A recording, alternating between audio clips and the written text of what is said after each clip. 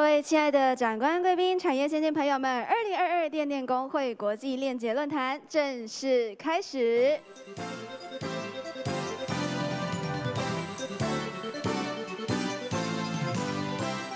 欢迎各位贵宾参与今天本次的论坛，我是今天的司仪 Tiffany。那首先呢，在 We welcome you, and my name is Tiffany. I'm the moderator. Let me introduce the distinguished guests of this afternoon.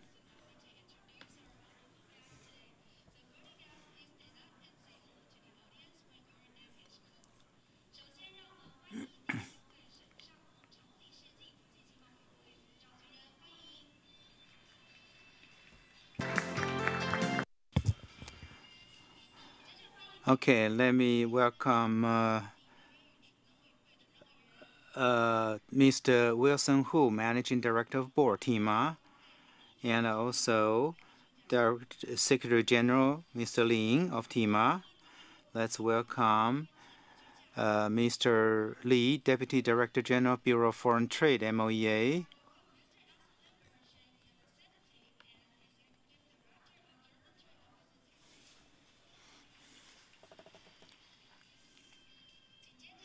Next, let us welcome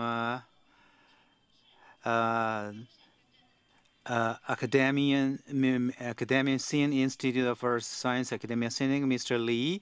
Also, let's welcome Mr. Charles Wu, Key Account Manager of TUV.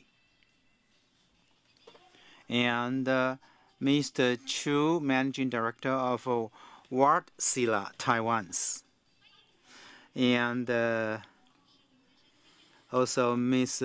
Y.D. Chan, Head of Public Affairs, Taiwan Vestas. Also appreciate all the distinguished to participate. Now, first of all, in the beginning, let us invite the distinguished guest, Mr. Chen, to give us the opening remark.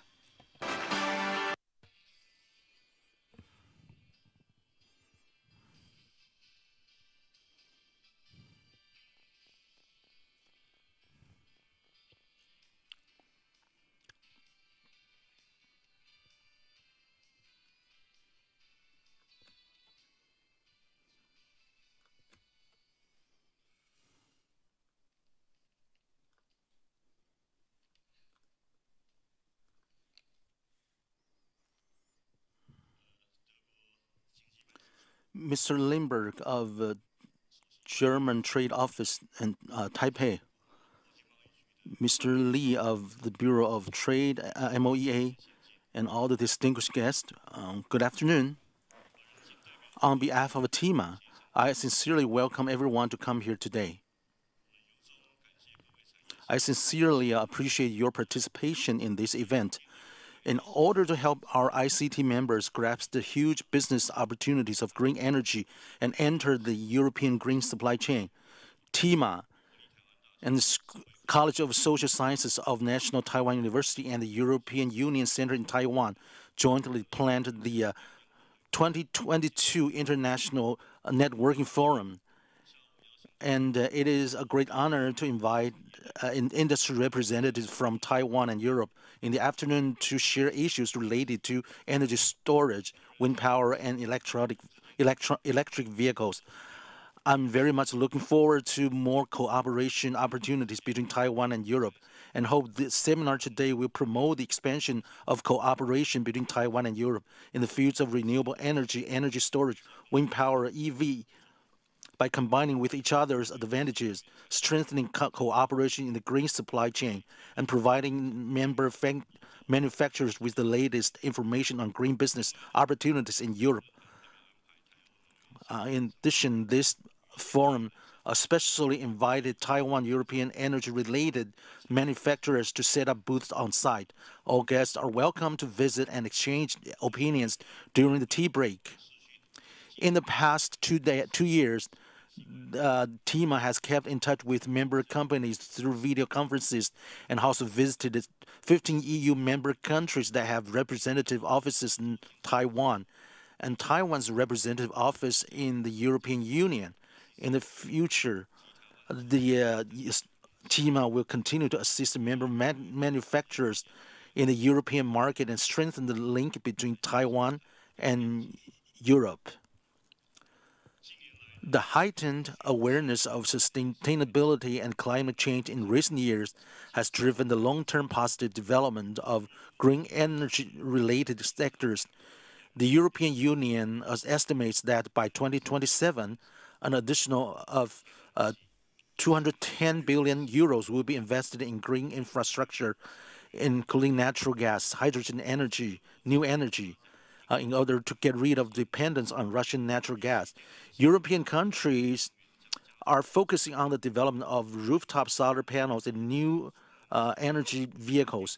It is expected that EVs and renewable energies will grow at an accelerating rate. The business opportunities brought about by green electricity, including energy storage technology, power grid, smart grids, carbon, and so on, all of which are huge business opportunities for green energy industries. The National Development Council also announced in March this year that the government will invest 900 billion in net zero resources by 2030. There will be a deeper and wider cooperation in green energy industry investment.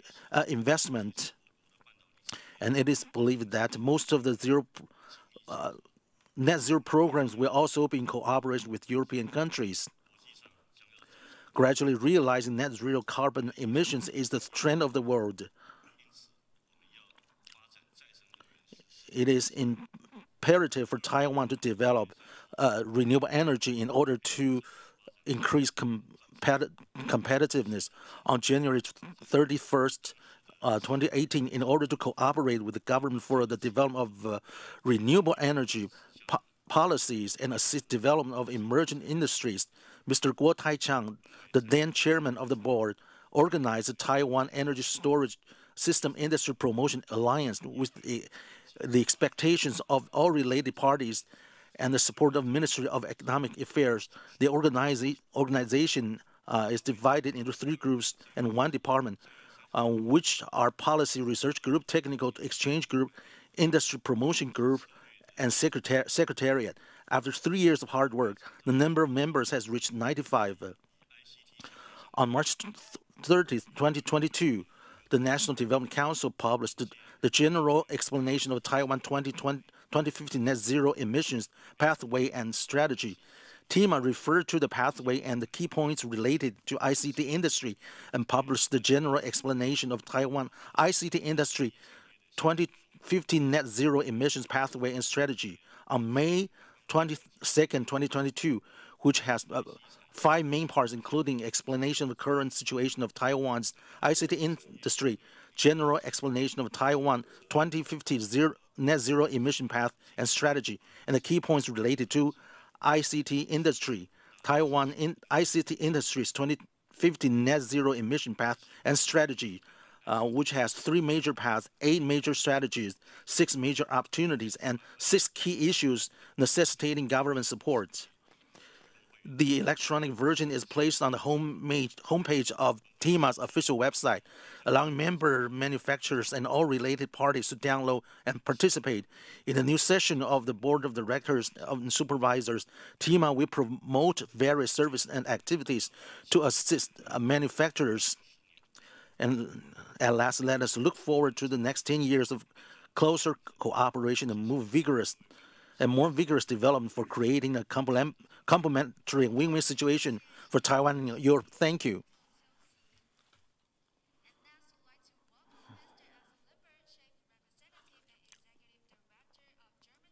Taipei. Uh, Let's welcome Mr. Limber.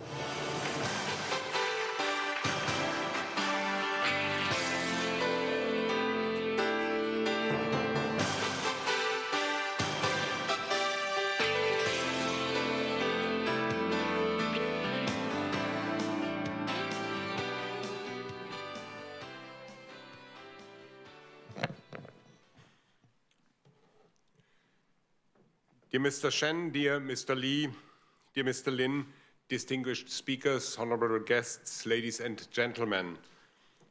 Thanks to TEEMA for organizing today's Global Networking Forum and for inviting me to this forum. It's a great pleasure for me to be here and to have the chance to share some ideas and concepts from Germany. Both of our economies in Taiwan and Germany are based on the industrial production within our countries, and the safe, reliable and sustainable energy supply of our industries is an essential pillar for the success of our industries and also for our societies. Currently, we are in a challenging and demanding transformation process, and within this process we are faced with additional challenges which force us to modify our plans to transform our energy systems from fossil fuel-based systems to energy based on renewable energies.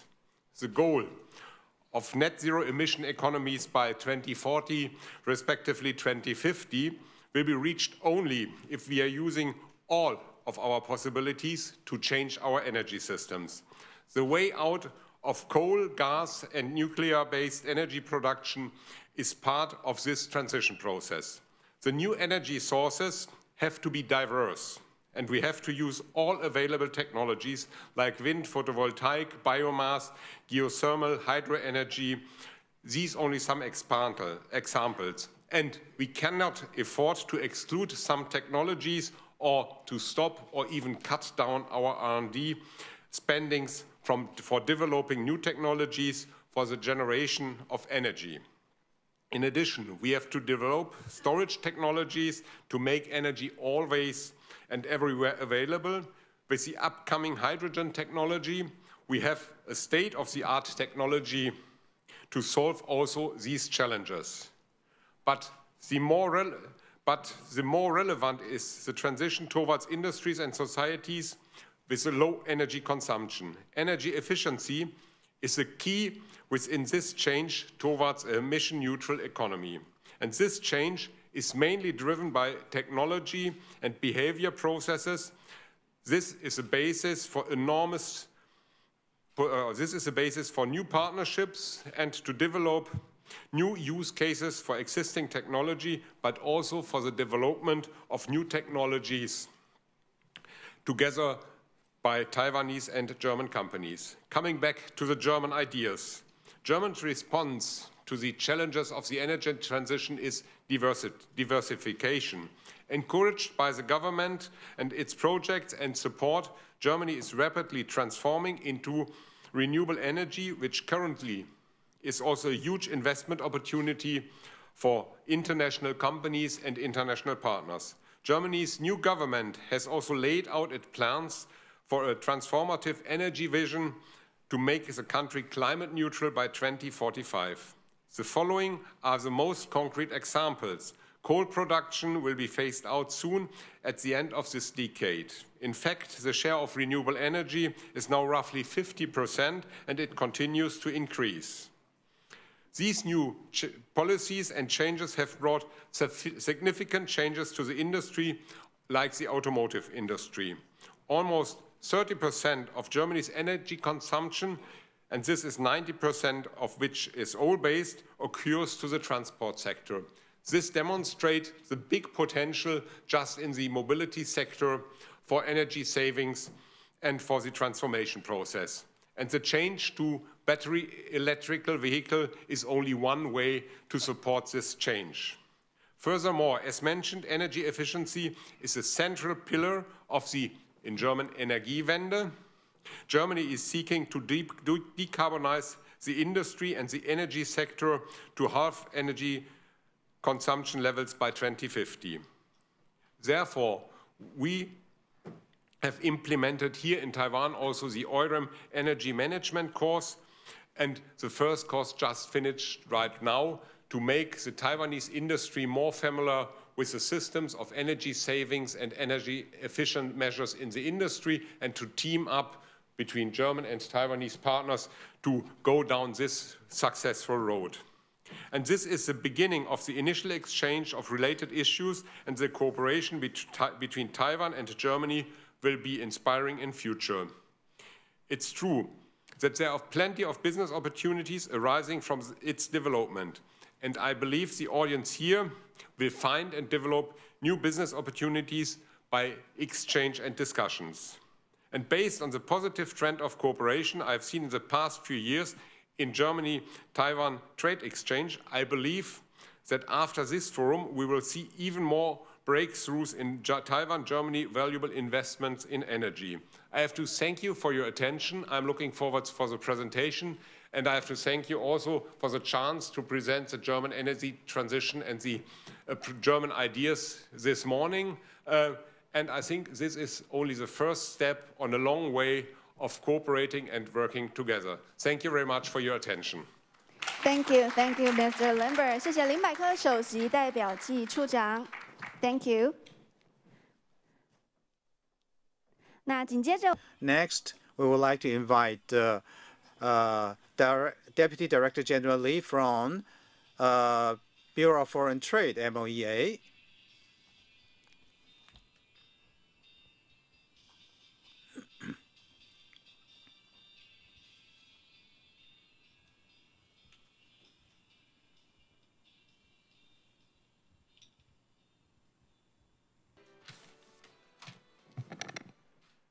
Good afternoon, Mr. Shen, Mr. Lin of TEEMA, and Mr. Lindberg from the German Trade Office to Taipei, and all the distinguished guests, prominent speakers.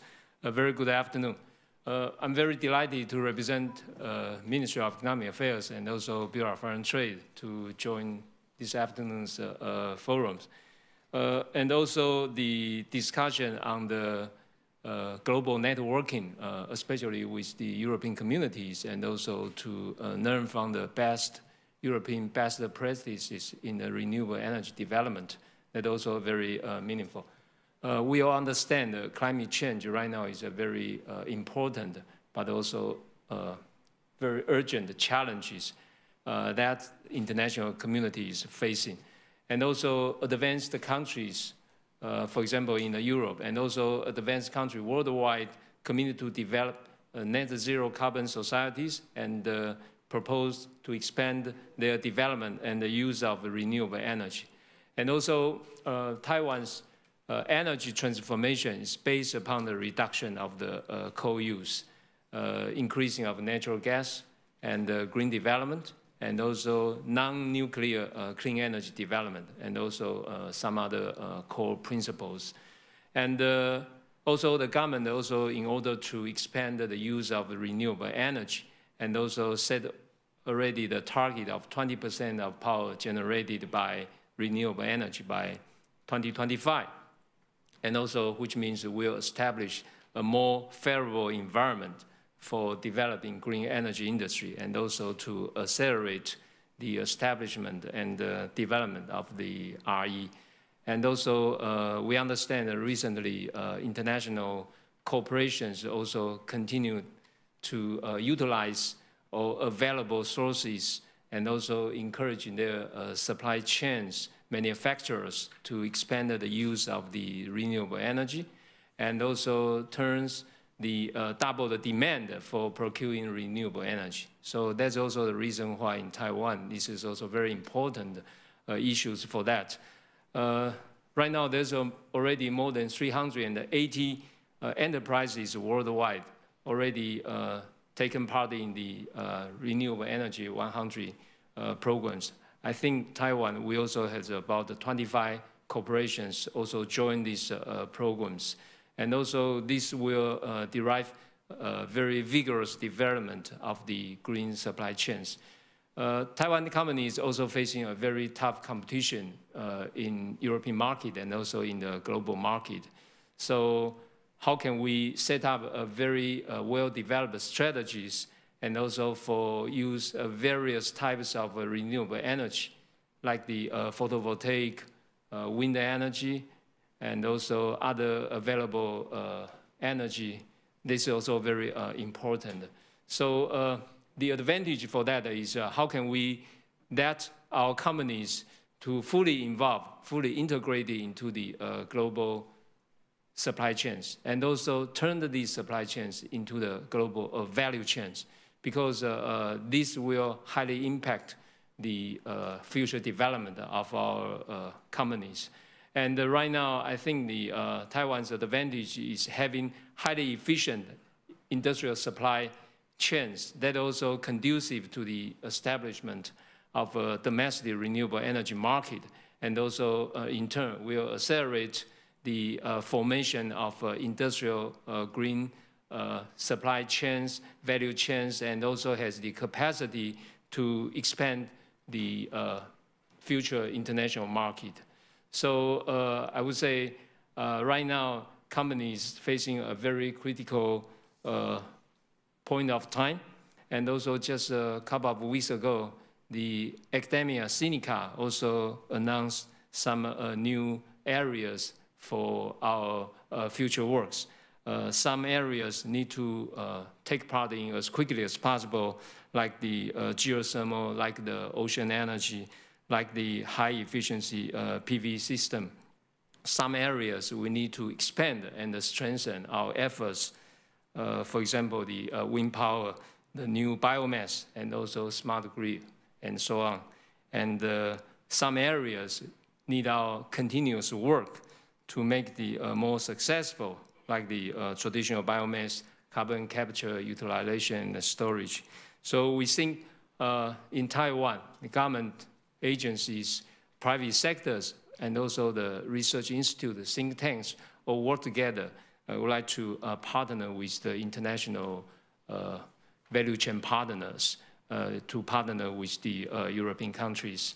So finally, I would like to say today's seminar, especially not only held by TEEMA, but I think the TEEMA's leadership to have this kind of discussion also has a very important meanings. And that focus on the discussion and make the future development of our electrical and electronic industries more successful and set out the new benchmark in this field. Thank you very much. Thank you. 谢谢李副局长。那副局长先留步在舞台上，我们一起 Please stay on the stage. Let's take a group photo. to come to the stage and join the group photo together. 那接着呢，我们就再次来邀请电电工会沈尚宏常务理事暨国际经贸委员会副召集人，有请。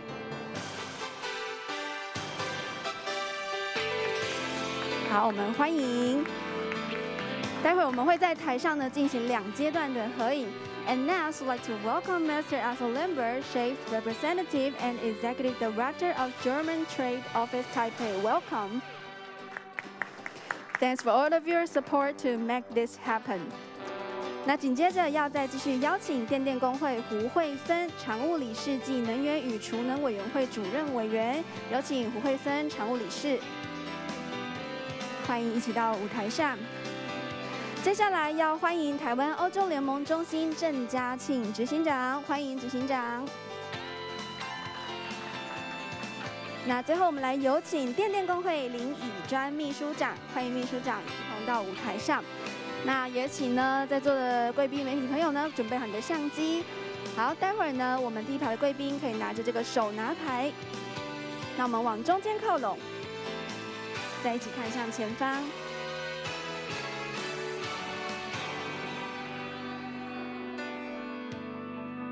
好，那没有拿手拿牌的贵宾呢没有关系，我们可以一起比个赞，来看向前方。好，各位贵宾可以准备好您的相机。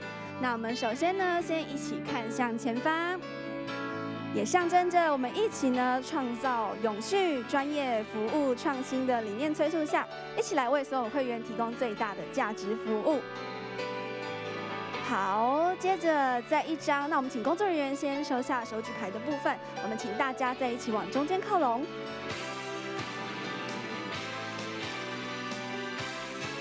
Okay, so everybody please thumbs up. 我们一起比个赞。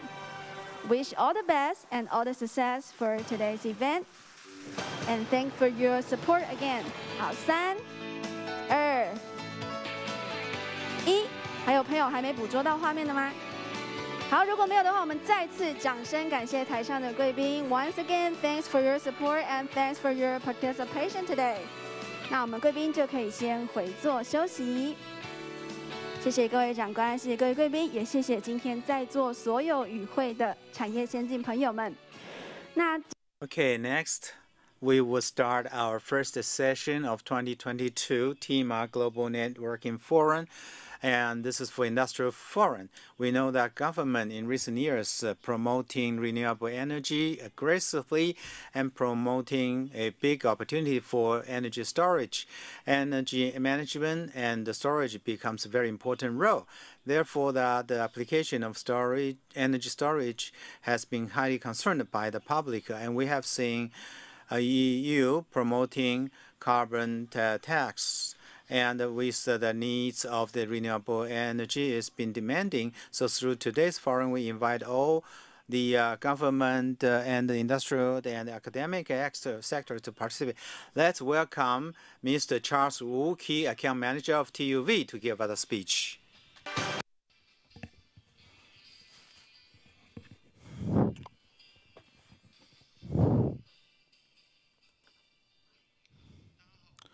Good afternoon.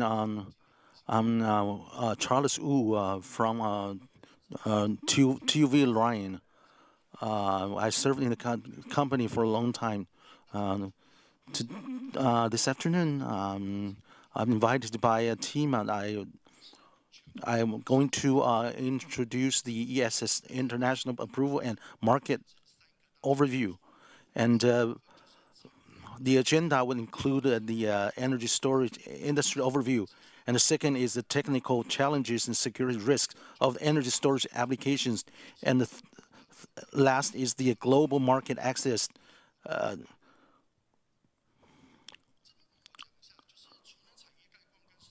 For the energy storage industry overview and a market survey, and our company in 2018, we have been following the trend, and we issued a white book, and in the second white book, I'll just introduce it later. Energy storage has a very wide range. Currently, we focus on the electrochemical energy storage, and for the global installation capacity reached 14 gigawatt. So all the policies in the countries are towards the electrochemical energy storage. We have issued 2 technical white books, and we invited the related industries to conduct a survey. Actually, in 2018, many respondents thought that it was a very new market, and they didn't quite understand this market. But we can see that by 2021, 40% of the respondents believe that it is rapidly growing, which is related to the green energy globally, development globally. And in the survey, we found that the bottleneck for the development of energy storage is the high power cost.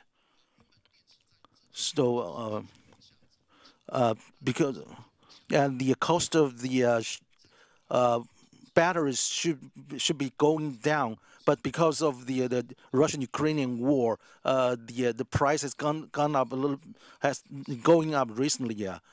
In addition to the cost of electricity, and the safety is another issue.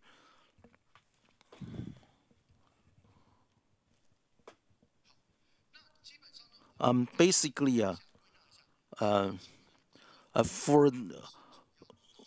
so what can be the major markets for energy storage? If you look at the graph on the left of the industrial level, industrial energy storage, people are very bullish. 35% of the respondents are bullish about the development.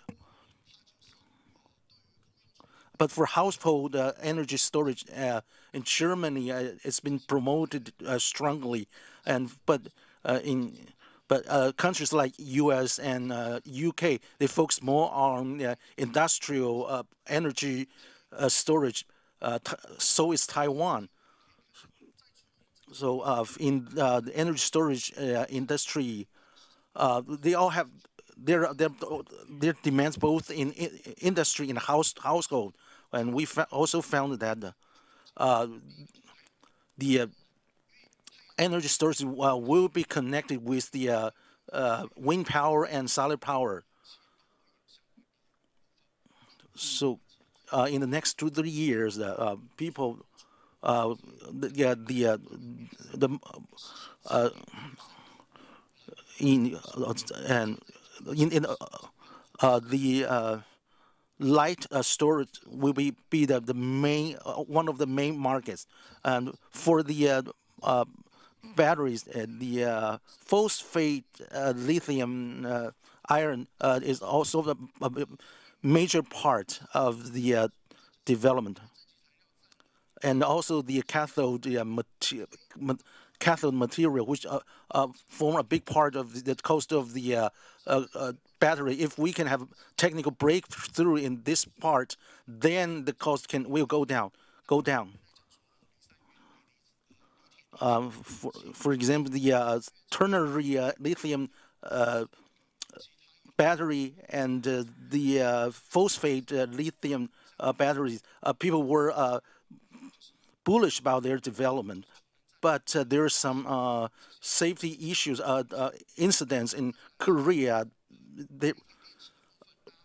But for the lithium,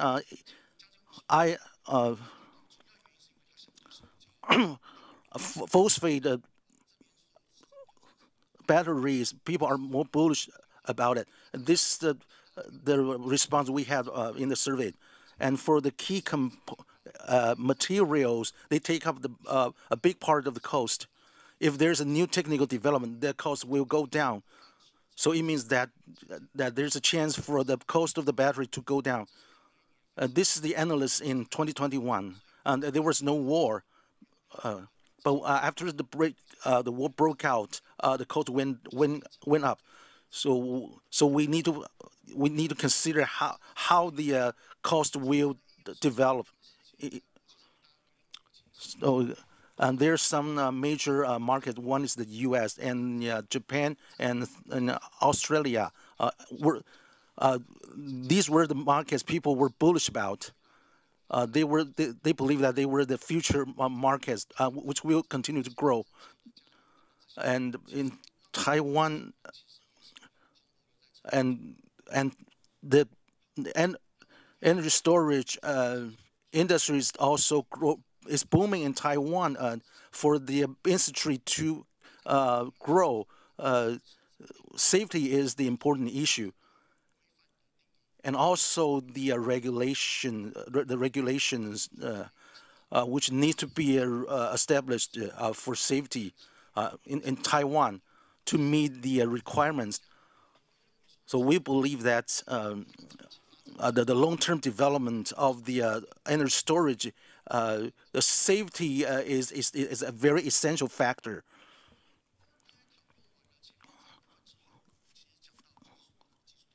And for the technical challenges faced by energy storage and the risks it faced, what are they? We can see that in the 6 areas, energy storage, it has the functions in the power grid, energy trading, which is a very important part. Maybe in the future, Europe will have the carbon border tariff. So energy storage will play an important part in energy trading.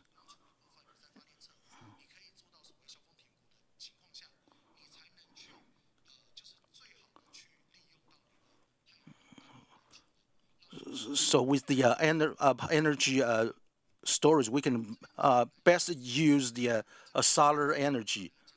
And this is the simple structure of the energy storage system. It has the ventilation part, and so the most important part is the system itself, and the second is EMS.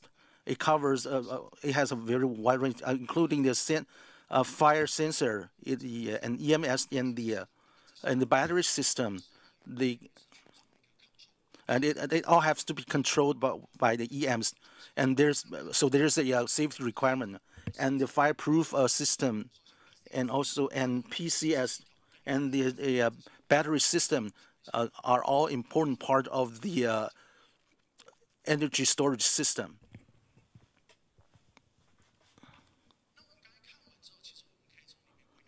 So we can summarize a few points. First, when there's a requirement of electrical safety and battery safety and the functional safety. It's about DMS and EMS, the software, and for the grid requirements. These are all the issues, the risks you face when you install a EES system, and we also found that the risks are related to the number of the batteries you have. So for the battery system, we saw that from 2017 to 2019, there was some issues of the energy storage system in Korea. The government responded with some regulations to address the issue. So the battery system, the cells are all contribute to the risk. Technically, I think that. So for the cell, we need to choose a safe, high quality batteries, and the battery system must comply with the electrical safety and function. And the battery pack level and the energy storage system level must meet the functional safety requirements. So under these conditions, then we can reduce the risks of the energy storage system.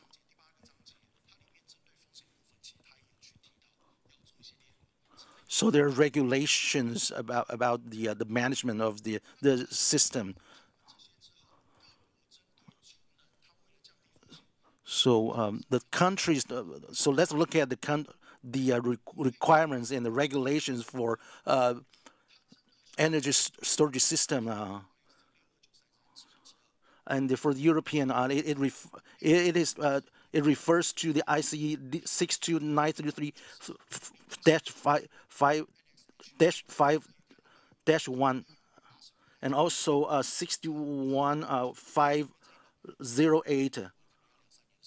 And so currently people pay attention to 60737, and for compatibility 6100-661, and for the grid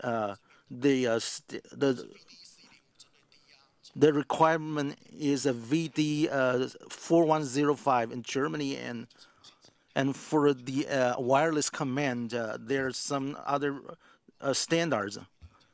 For PCS, it has two parts. If the input has the photo storage, then you have to consider the regulation. You need to consider is the 62109. And for the electromagnetic compatibility, the standard is the same. And for the grid, we refer to the German regulations. And for the battery, we have the IC 62619. And for the compatibility, we refer to the 61000. And we can see that for fireproof, we refer to 62933, and also the 954408. So now we also need to do inspection based on 65408.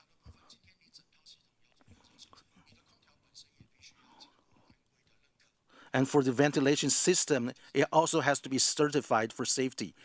And this is the requirement in Europe. Now let's look at Taiwan. Now we use the European standards.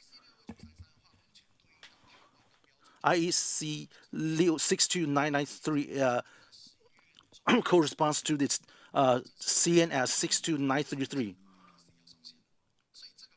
So you can refer to these standards and see what it corresponds to. And for the grid, we use the US IEE 1547, and after and later the 15364 can maybe be incorporated.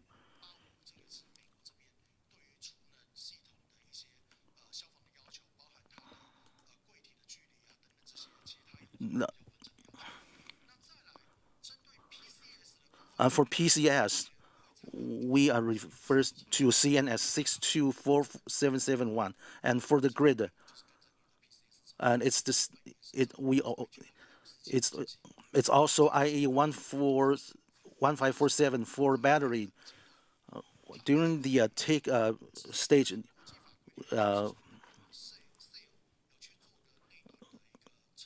if you do the test of the cell, then you don't have to do the test in the peak stage.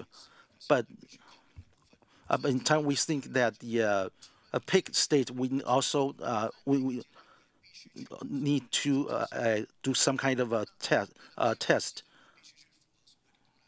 And so then we follow the related regulations now. Since the regulations have just come out,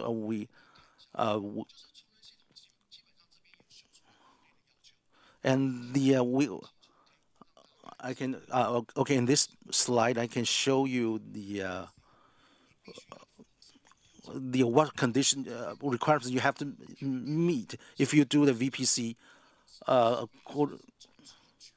If you receive the type powers document, then you have do the VPC during its initial review period. Then you have to meet the corresponding standards, regulations, or IEC regulations.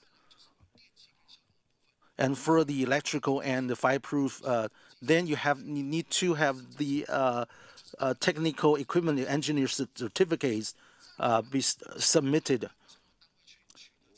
So when you receive the information, then you have the documents which and the proposals issued by the reviewing unit. You need to submit the design certificate, and then later you need to have submit the completion certificate, so they can know whether you really follow the rules in designing and engineering. And also the proposal issued by the Standard Bureau.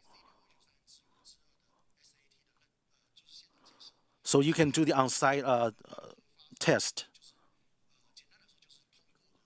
and after that you can receive the approval.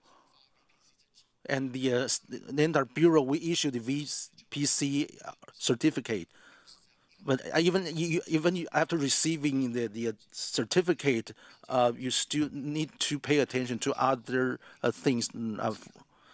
Because every year there's an audit conducted every year for electrical and the fireproof, and you need to submit the records for maintenance, and you also had to submit your VVC report, and then they will conduct 10 items of tests, and then they will replace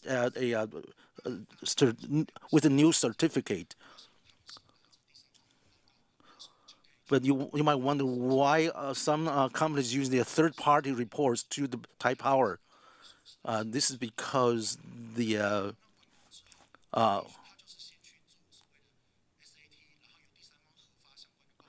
they did because they did the SAT from and get the report from the third party. But after that, you still need to do VPC. So this is the current policy in Taiwan. And for the U.S., in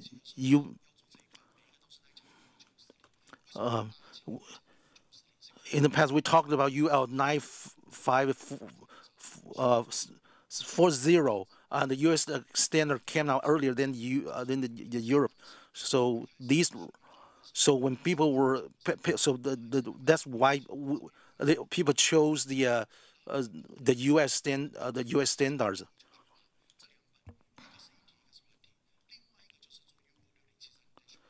And the other is UL standard.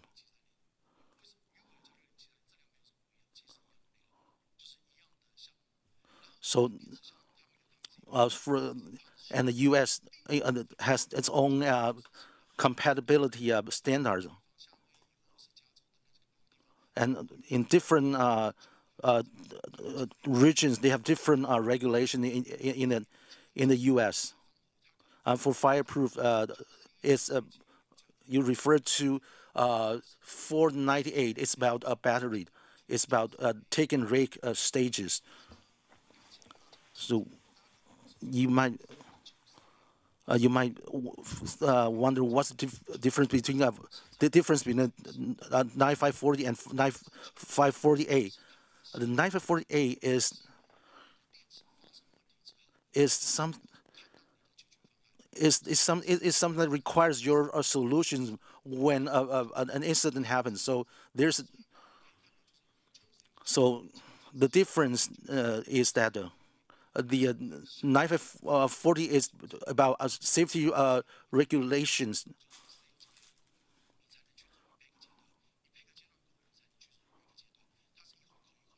So you need to go through all the stages like pick and take. So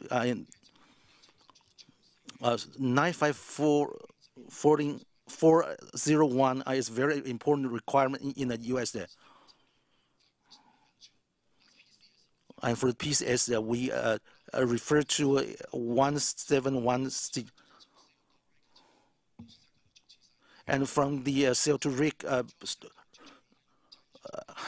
stage, we need to refer to UL 6973.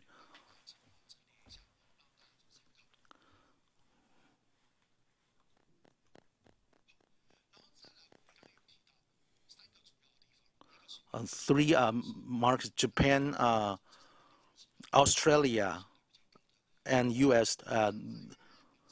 For Japan, the Japan's case special.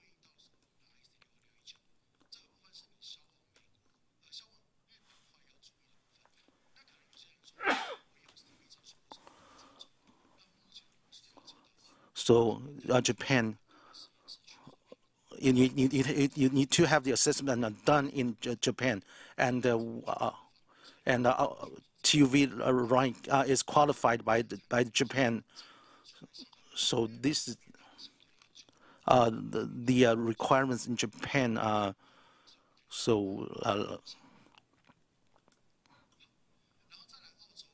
For Australia, Its storage system is based on the old system. It has not yet introduced the new regulations. Like 62993-2-5. For battery, it's different. It used the UPS regulations for assessment.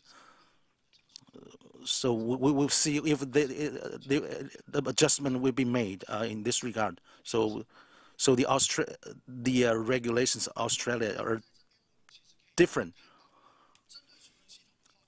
For the energy storage system, the one-stop solutions.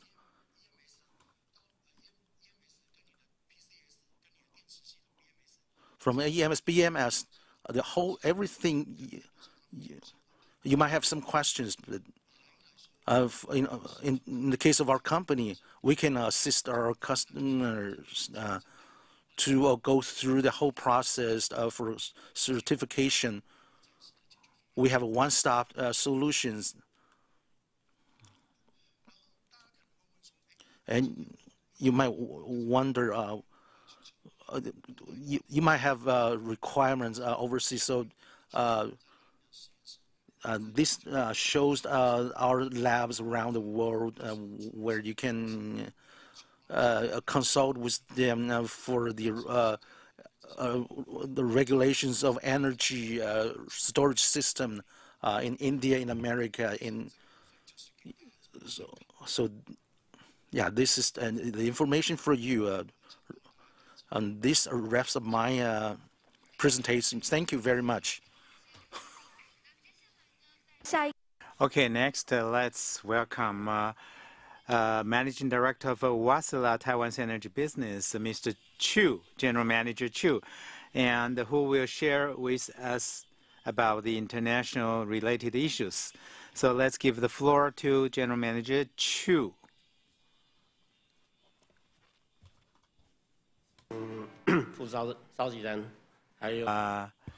Mr. Shen and distinguished guests, ladies and gentlemen, good afternoon. I am Mr. Cho of Wärtsilä Company, Taiwan. Quite pleased at having this opportunity to be invited by the organizer to participate in this forum on behalf of the energy storage in Europe, to introduce and share to you about some energy storage products in the EU. And I hope that I can also share with you about some actual applications and cases. First of all, I'd like to introduce to you Wärtsilä Company. It's a Finnish company. Headquarters is in Helsinki. And the main business are two. One is in the marine, ocean, and second is energy. And the marine, we have a long history in Taiwan with the renewable energy. Probably Thai shipping company is building 4,000 tons of offshore ship for the wind power, including generator, navigation system. These are equipped by Wärtsilä. And we also help the building of the military ship because of the signing NDA. I will not share this part of it with you. In the ship and the marine, including commercial ship, Taiwan's several marine companies are our customers. Energy part of it. Energy part of it, primarily in 1995, Taiwan had a energy crisis. Taiwan had built some power-generated stations. If you care about this, in the real-time backup and the power, we have 22 trillion watts system using our engine generator to offer the service. So Wärtsilä in the whole world or in Taiwan, we have a long history And Wasilla, in the past and present, in the global, we endeavor to help the decarbonization or reduction of carbon. That is our goal. The company has set up that by 2030 we have a goal. It is hoped that by 2030 Wasilan in the whole world, in terms of manufacturing and operation, can reach the net zero emission, including manufacturing and the testing for the carbon emission. And in addition, by 2030, we can launch to the market a zero carbon emission power generation technology. In the ocean freight, probably we have a different fuel, and in the land we use the hydrogen. Hydrogen right now in United States, we have the foundation already using hybrid of between natural gas and hydrogen to get 95% of the driving force. So this burning can have 25% of hydrogen and 75% of gas, natural gas. By 2035, we will have totally burning hydrogen's engine, and that would be our goal. In terms of Taiwan or the whole world, everyone is endeavoring to move to the net zero carbon emission. That goal is our common vision. But how to reach that vision? From the existing fossil fuel as the base carrier for the power generation, how we can convert that into the net zero carbon emission technology, because power system taking the carbon emission worldwide is about 50%. So power system net carbon emission target is very important. Whether we can reach this target, the power system energy industry plays a very important role. That is Wasilla in the industry is aggressively promoting our technology to transfer the power industry into the renewable energy use. This is not a 1 day or 1 year's job. It is a long-term plan. Therefore, Taiwan has set up by 2050 reach the net zero carbon emission, that goal. It is a 30 years journey. In this journey, we have several phases. From the whole world. In Taiwan, in this past, we can see that in the beginning, we started from the traditional conventional fossil fuel as the carrier to run the equipment, and gradually adding renewables, adding a certain percentage. Then renewable will show its influence to the system. We frequently hear that industry is talking about the dark curve that was trying to overcome the instability of renewable energy, causing impact to the grid. If the renewable percentage is not high, this impact can be offset by the allocation of the power system. Once the renewable energy taking a certain share, like 20%, 30%, then the instability of that will cause the impact to the security and safety. So at that time, we should have the balancing mechanism, including a rapid responding system, including in Taiwan and the whole world, the technology of energy storage that we put into the system. And the next phase go with the renewable energies growth. If traditional fossil fuel technology, including coal and natural gas power generators, will gradually be phased out. So that is the green, advancing green first. And to next phase, how we can get, once the renewable gets 70–80%, more than likely the conventional fossil fuel will be converted into renewable, including hydrogen, and also to get 100% the net zero carbon emission. So that is a long journey in each phase.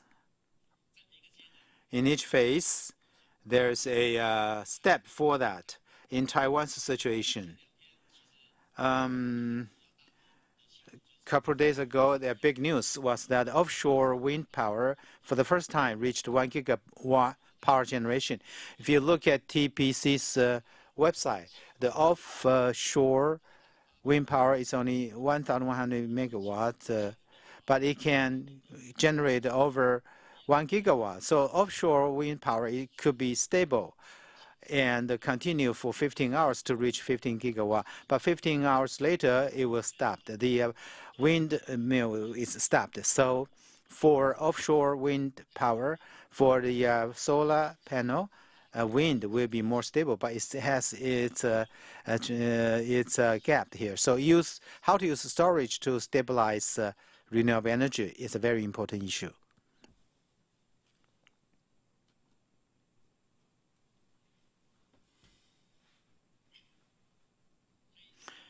So how to utilize energy storage technology to enhance renewable energy, including electrochemical storage.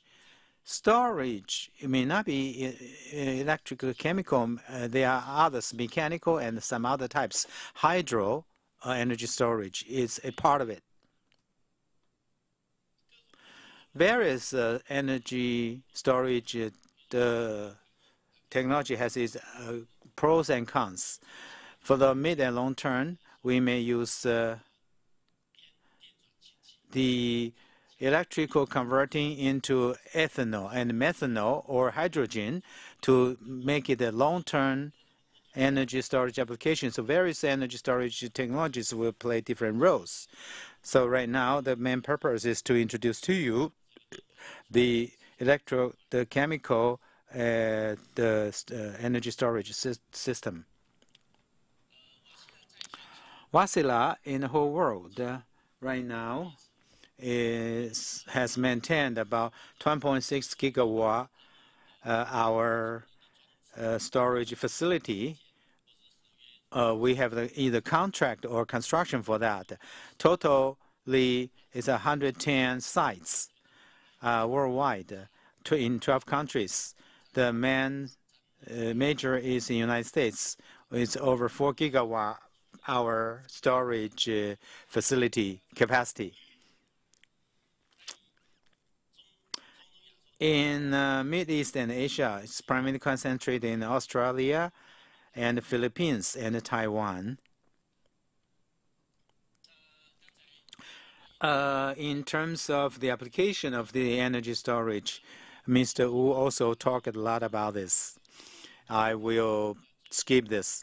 And primarily, I want to share this with you. Energy storage may not be for grid application, including renewable, and a very important application is the microgrid application. That is, Taiwan has some advanced program, like in Penghu, Wan'an Township, we have some application of microgrid. And in Kinmen Island, we also have energy storage microgrid application. So in the future, whether Taiwan will take all the grid to make it centralized or decentralized to make it regional, and so that the energy storage can play an important role. That is the issue we can discuss. Wärtsilä's offer energy storage system and equipment is split into the following. One is GEMS, that's Digital Energy Platform, that's the management system. And here, this one, Wärtsilä has, Wärtsilä US, formerly it's called Business Energy System, primarily developing EMS. Our EMS has passed IEC 6243 in network certification verification. That is the first EMS software past IEC 6234 verification. And right now, the energy storage cabinet, it's like this water cooling cabinet type. We also provide the whole life cycle maintenance, like guarantee its performance, maintain that. Also provide the energy storage to go with the coal-fired power generation, and to control the emission of the carbon.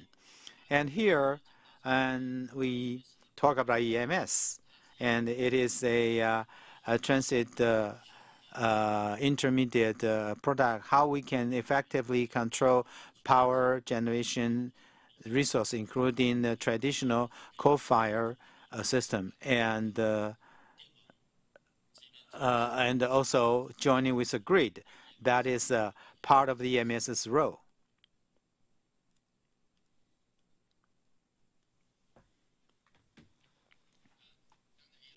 I also mentioned that the EMS some functionalities, including the microgrid or the feed-in grid, and also frequency modulation, capacity providing.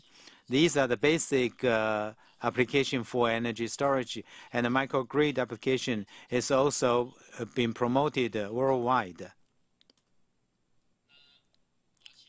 Wärtsilä's energy storage systems primarily with this type of cabinet style, and in North America market and some international safety specification, it was introduced by Mr. Wu. These specifications can be applied to our two versions. One is IC version, one is UL version, depends on the needs of the customers. This type of application, cabinet application, is that in manufacturing, it can be standardized. And the cells, in the manufacturing of the cells or batteries, the modules are already put into the cabinet. So this meets UN 38.1 requirements in the ocean shipment. With the battery can be shipped together. Its capacity, energy density is very high. So one battery cabinet can reach 1.49 gigawatt hour. So the overall, it can be effectively to save energy and space. Also, it's prefabricated, so it can reduce the test and installation time on site. So for the business owner's cost, it can be reduced effectively. So this, I want to share with you about this battery cabinet, some technologies. The battery capacity can be 1.49 megawatt hour. It can chain 8 cabinets together. That is, it can reach 11.9 megawatt hour capacity, the maximum. So it can be linked like that. So I introduced there are two versions, IC version and UL version, depends on the needs. And it could be 0.25, 0.5, and so it has a life cycle's needs. So based on these, we can do the allocation. The battery cabinet is talking about safety for the energy storage. It's a very major concern by the industry. So Wärtsilä, in design and manufacturing this battery cabinet in the beginning, in selecting the system as well as the facilitation system, we have the highest standard, such as in the core of the battery, we are still using LP, use the acid lithium ion. We will not use others. We will use UL 95408 modules. In BMS, we go with the quick frequency switch. So everything is being modularized. So it's been standardized in fireproof, fire detection resist. We have 1 hour fire resistant requirement. We can have the explosion proof shield to protect. Within the cabinet, we have the water sprinkling and the smoke, and also in the fire detection, including detecting hydrogen, detecting smoke, and the CO, and also with Taiwan's humidity and high temperature, we also have the dehumidifier, so to enhance focusing on Taiwan's specific environment for this protection. These are the safety features. And now I'd like to share with you some cases. These are the cases in Australia. This AGL, Energy Limited, which is a power company in Australia. This site is a 250 megawatt hour capacity in Australia.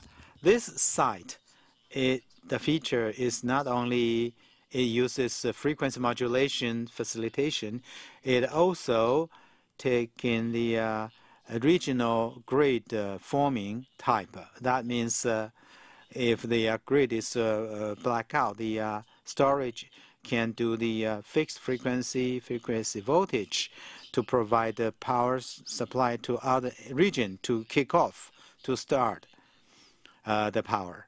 So it will have this the simultaneous power generation function. So that is the feature of this. It's not just single use, not just for the frequency modulation purpose. So this is in Hawaii Island, the site on that. This is working with a U.S. company. It's called Clearway Energy Group. And this company with Wasilla has said 5 megawatt and 2 gigawatt hour battery storage. So the picture shows that in Hawaii, there's one site here, and with the put together with the solar power storage, and primarily this is for solar power transformation in the peak hour. In the peak hour, we have too much solar power. We can temporarily storage in here. In the when we have a big needs for the peak, in the peak time, we can do the supply. This is similar to Taiwan's application for the PV storage. This case is in Africa. Africa Mining Mountain. It's a gold mine. It's a Fekola mine, Mali. It goes with the conventional diesel engine to generate power and the solar power to put together to become a microgrid. This application, you can see it goes with 30 megawatt solar and 64 megawatt diesel power generator. So this is like similar to the ones in Cayman Island.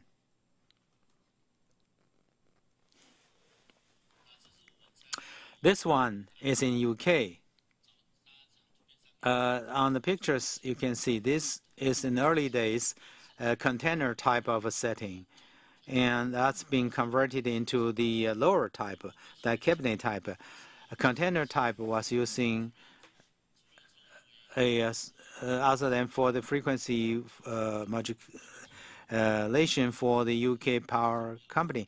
Important function is it goes with the charging poles management. In UK, promoting EV aggressively, and the charging for the EV, it will cause impact to the grid, power grid.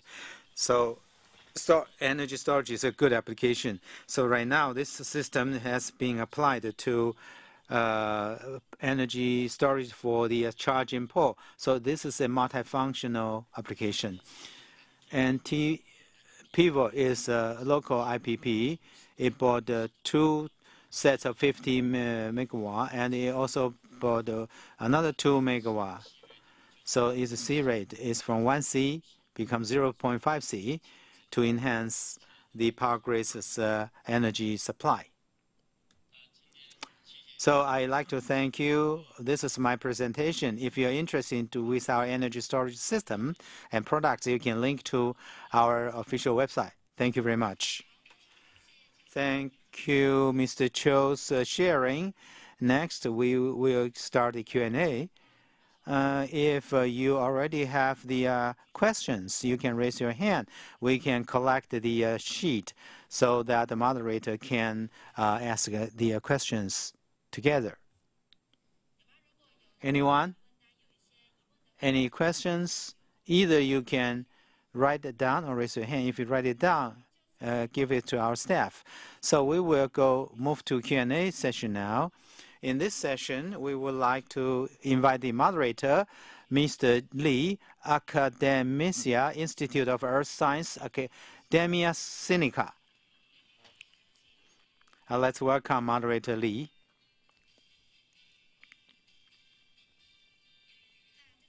In this session, we invite 2 panelists to join this Q&A.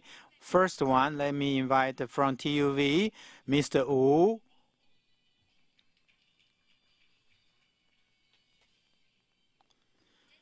Also, of course, Mr. Chiu Cui-Bing, Managing Director for Wasaland, Taiwan. Okay, please be seated on the stage, and then Q&A. This time, I will give the microphone to Moderator Lee. Okay. Just now, 2 speakers has done a good job. The first one is on behalf of German Rhine TUV, right? The other one is on behalf of Wasilla, Taiwan, Finland. Oh, it's in North Europe. I'm sorry about that. Okay, Finland.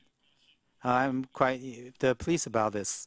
We know the global warming issue. We need to promote renewable energy and green energy. We know we cover wind, solar power, and in Taiwan we promote geothermal, marine, ocean thermal, and nuclear. How to effectively utilize this? To swapping between these, we find energy storage technologies is very, very important.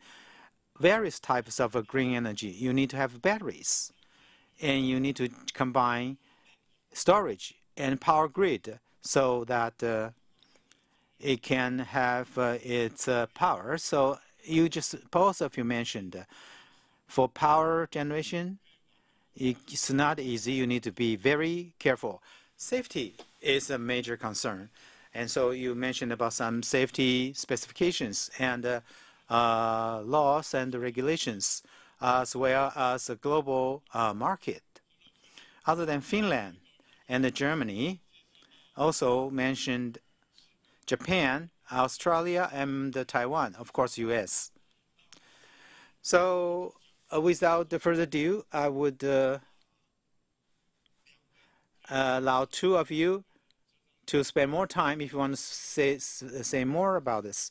So all the audiences here can also raise questions, because if you have good questions, then for these 2, you can stimulate them and they will not be forgotten. So I will just stop right here. Next, would you like to supplement your talk or no? Okay. If not, we raise the questions. Anyone? Any experts? I know we have a lot of experts in here. Okay, we have one here.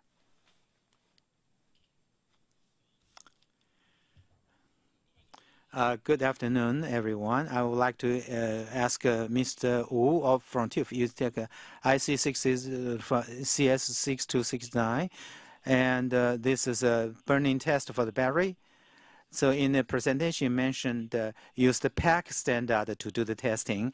For that, with the E3, we have some work with that.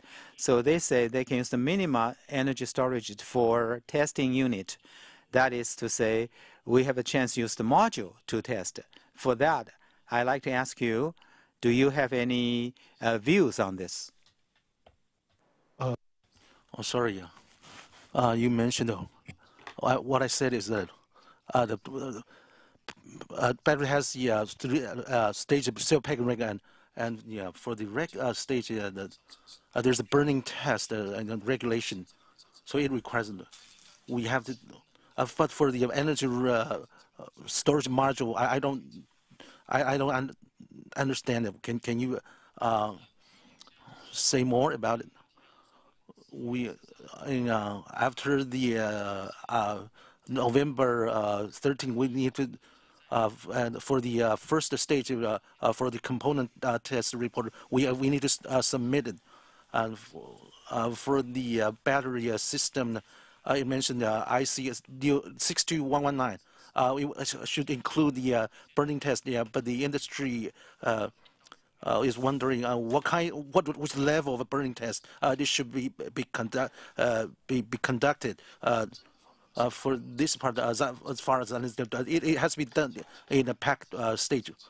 In a meeting, as some customer mentioned this, the pack stage, and you have to do the burning test there. According to the IEC regulation, that you don't have to do the do it in a packed stage, but currently, the government said that, you need to do the burning test in the packed stage. So as far as I know, we need to do this test in a packed stage.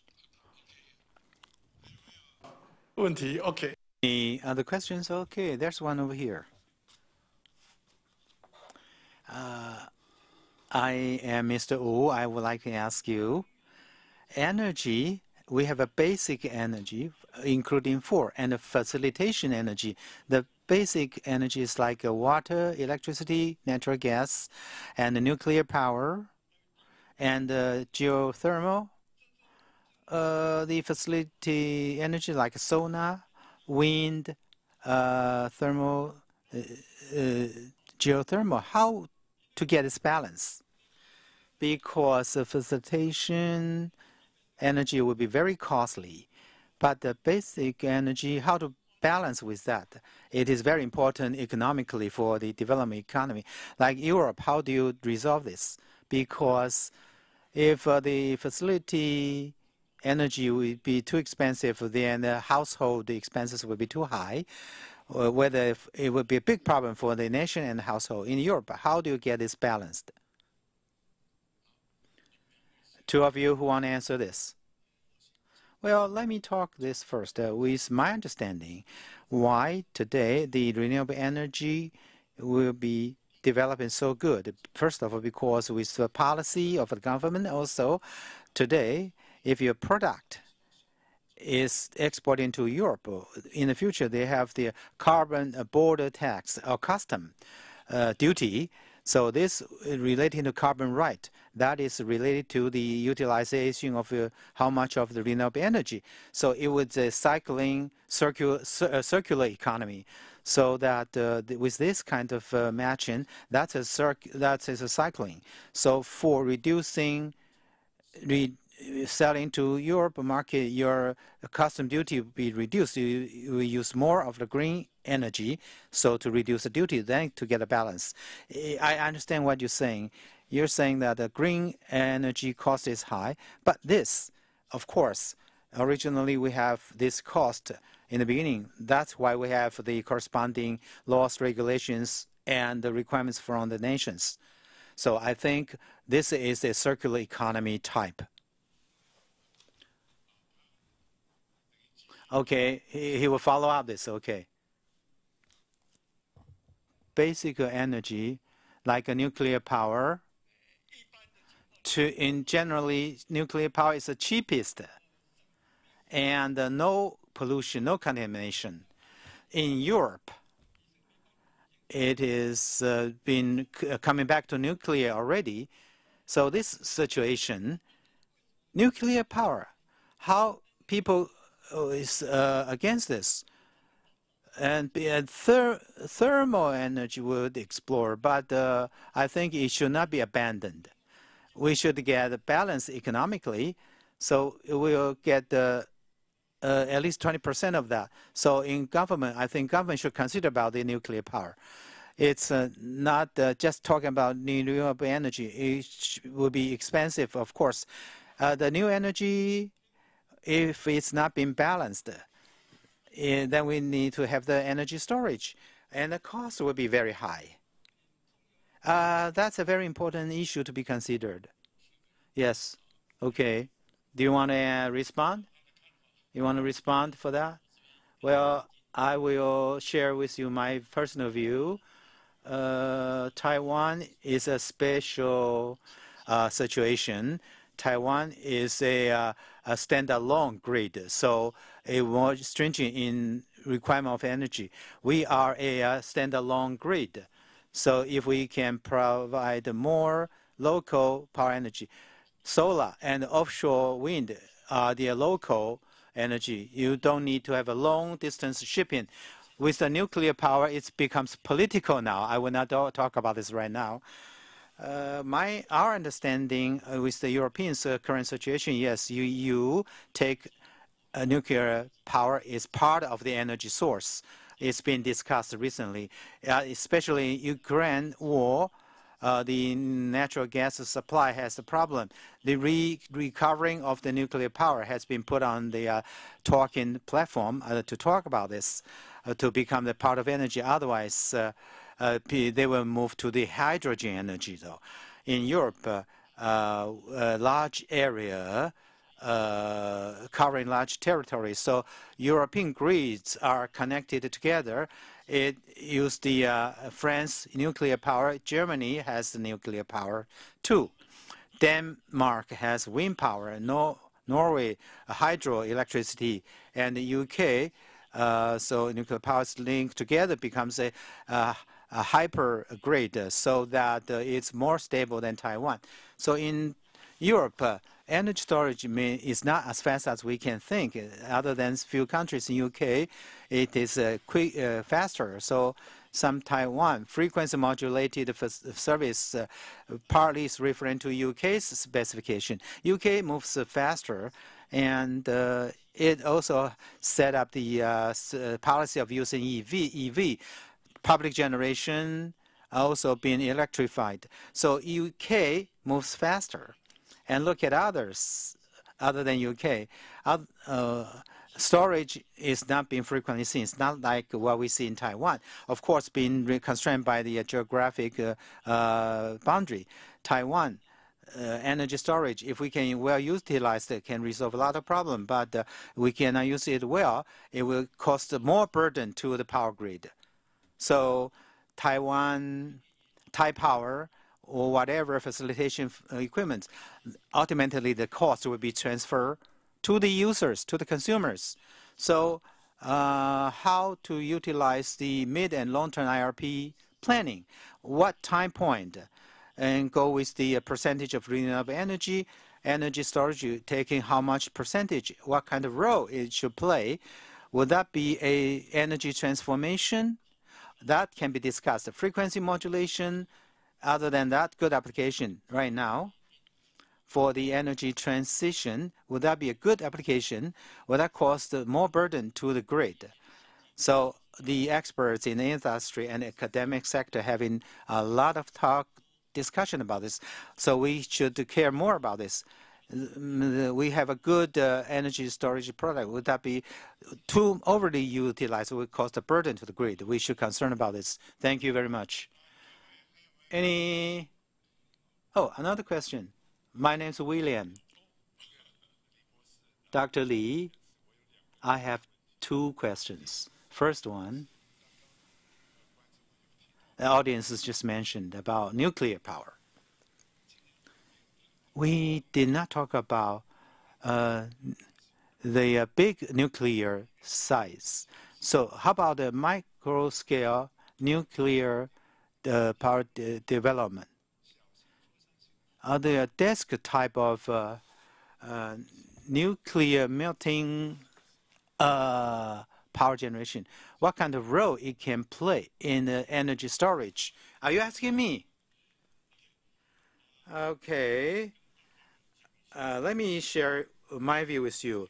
The source of nuclear has two. One is the division of the nuclear core. So we are talking about the division and the transition of the nuclear cores. So like a nuclear power generation 3 and 4. The other one is for more than 60 years is nuclear melting together. In Taiwan, we are also doing this, and my colleagues are doing this. So this is a nuclear fusion. And so after the reaction, there's the neutral ion, so it's very safe, no dusty. So it's quite safe, nuclear fusion. So how we can make it? In the past, we made the big scale because it became too hot. Now we want to make it micro scale. We have some breakthroughs recently, some media reports about this, but we have not yet reached the overall open, make it open, public available to say we have made it. We are still work on this. I can only say to this now. Any other questions to this? For energy storage, I think energy storage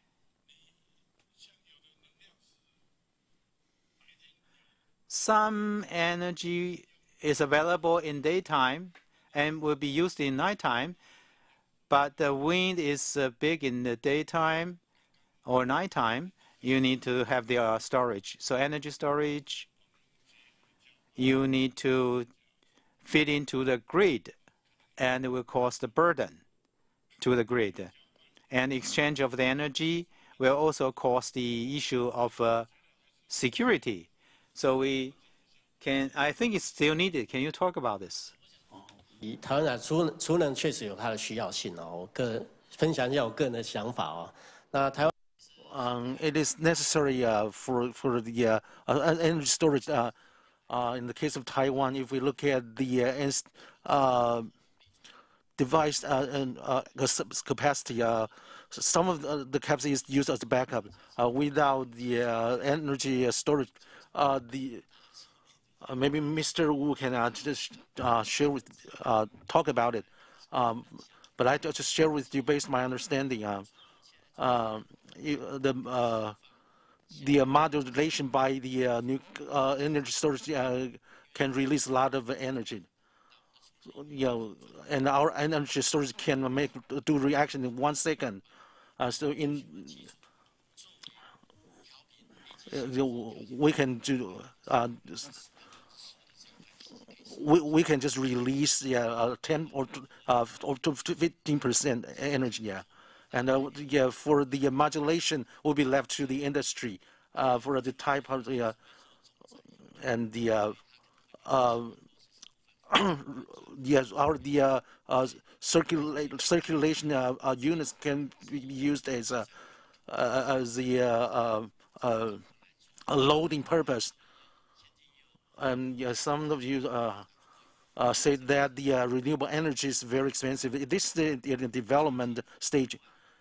If we catch up with the U.S. or the European countries or the Philippines or Australia, especially Australia, especially the country with a large land, or China, renewable energy is no longer the most expensive source of energy.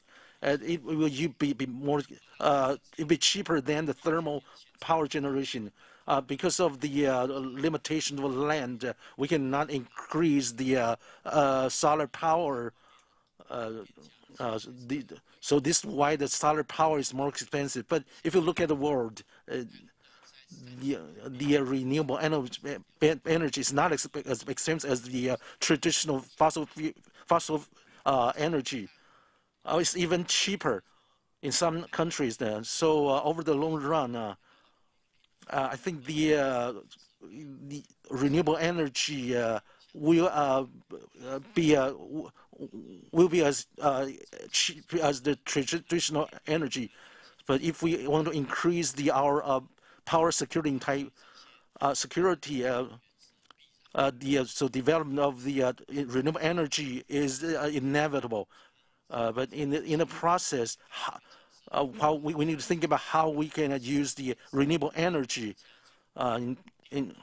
without increasing the burden of the power grid. And this the issue the industry can think about. So it really depends on your efforts. Your question, please. Yeah, this is the question about the price for the auxiliary energy, the cost. Also, the treatment is an issue. The treatment of the materials. It may pollute the environment, like the wind farm, wind power, solar power, and for the energy storage. The materials can be an issue in treatment. For the application of graphite, it has a special functions. It can increase the capacity. It can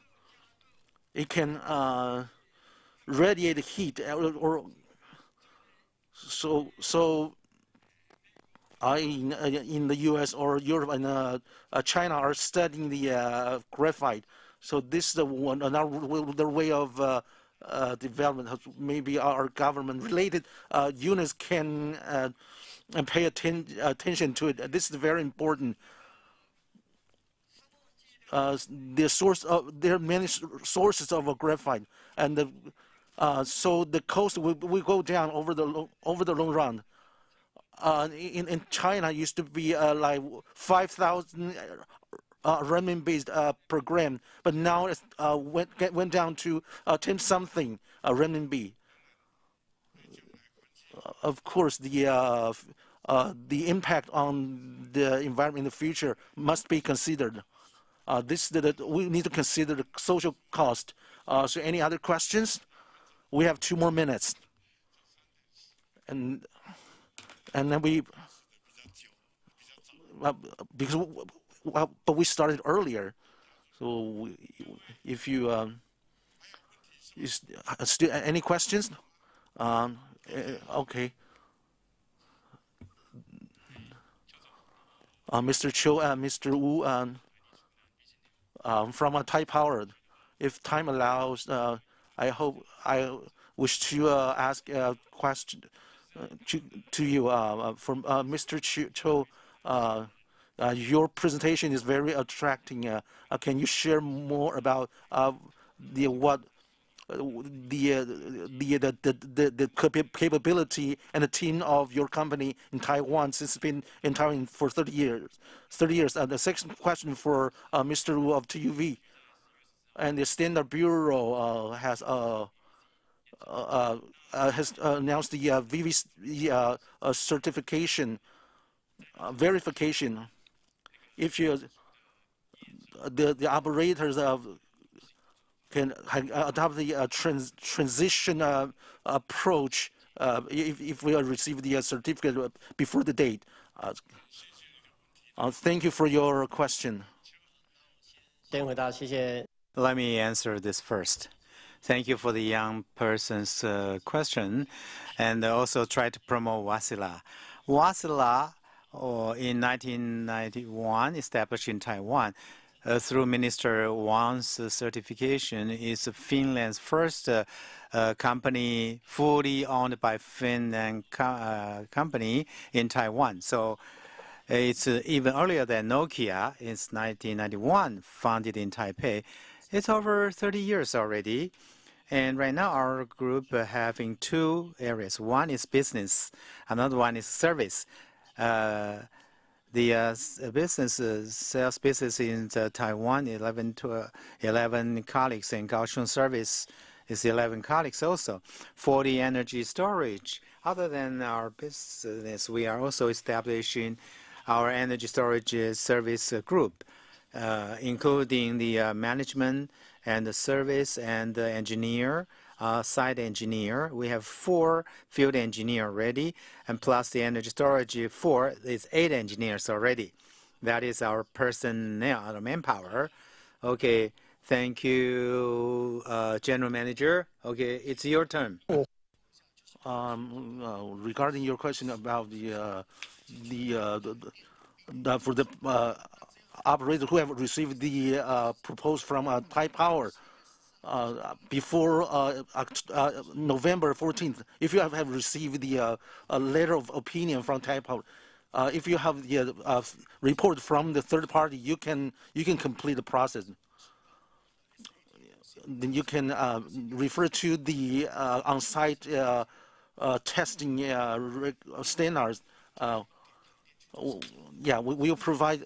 So this is for the operators who have obtained the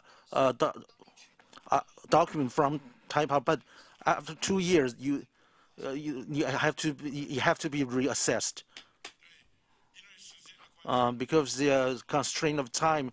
It's been more than 2 minutes, so we will conclude here. Once again, thank you. I'd like to thank the 2 speakers for their amazing presentations, and thank you very much, especially of those who raised the questions. Thank you very much. 谢谢李院士为我们担任座谈的主持人。Thank you for the moderator. Thank you for all the distinguished guests for your heated discussion. So after we finish this first session, we have the break time. We already prepare coffee and tea for you, and also share with you in 2023, April 12 to 15, we will conduct a Taipei International Scooter and Automobile Parts Exhibition (EMPA) and Auto Electronics Taipei. So we like to invite all of you to participate in this. If you want to get the details, please contact with our staff. We can provide you with the further details.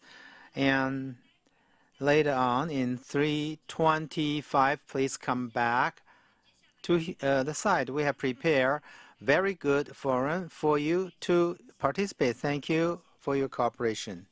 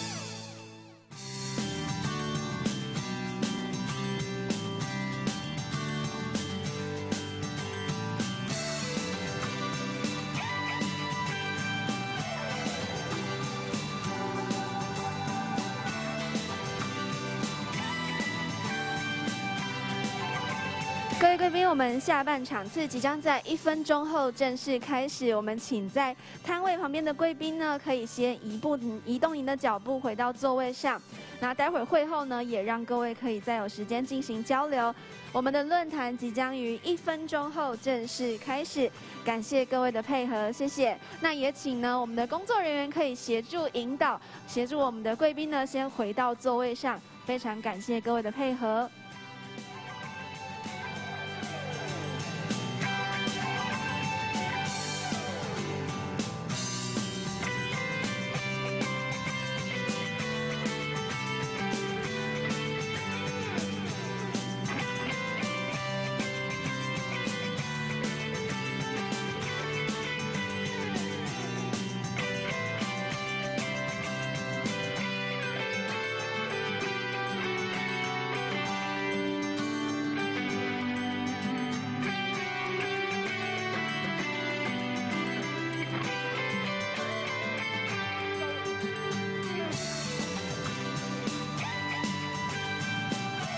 各位贵宾，我们的活动。We were just about to start our session. Please be seated.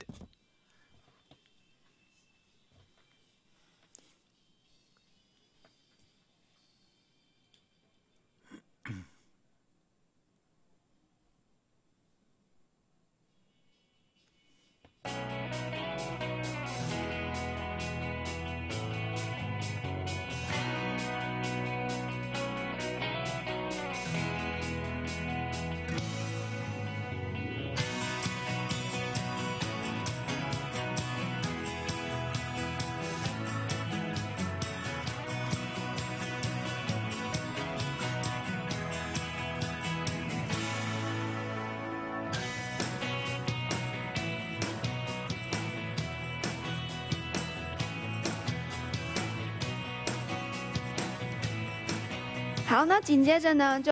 Okay, we will start our next session.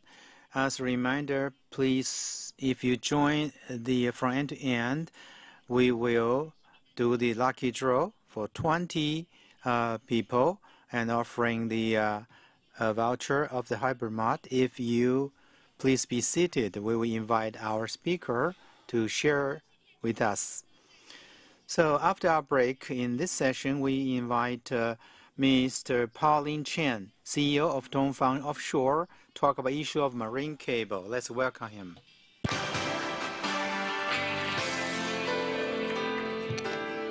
这个是下来的，这个是上来的。OK， 好。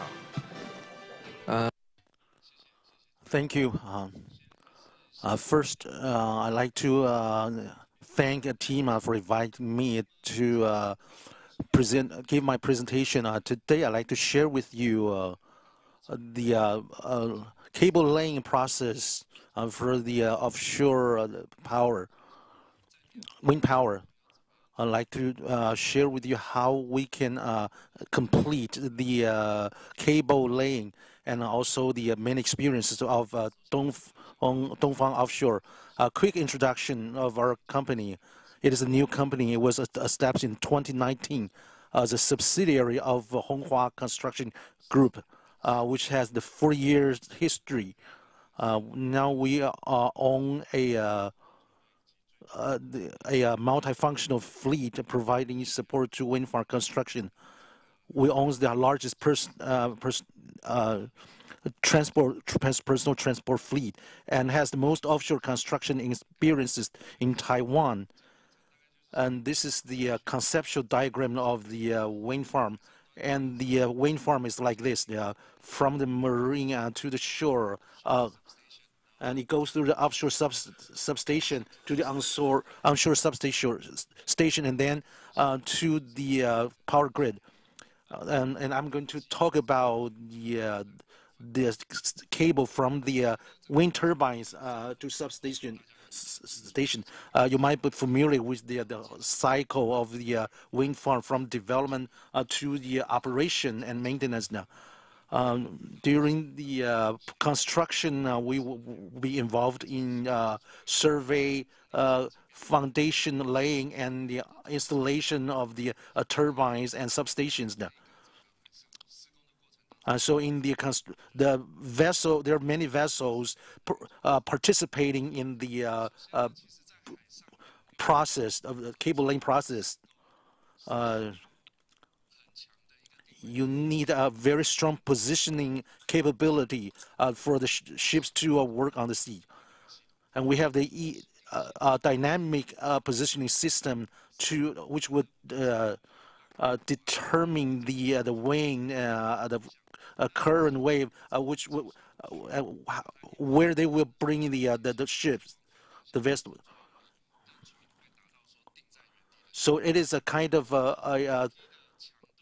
so the dynamic positioning is very important for the ships.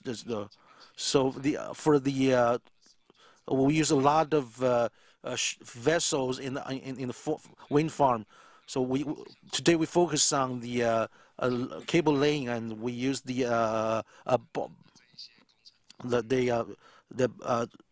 we'll use the drilling vessel, dredger, and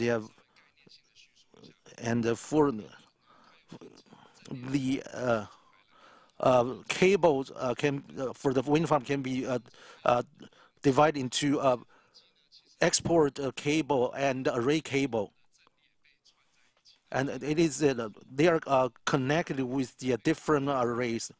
There's six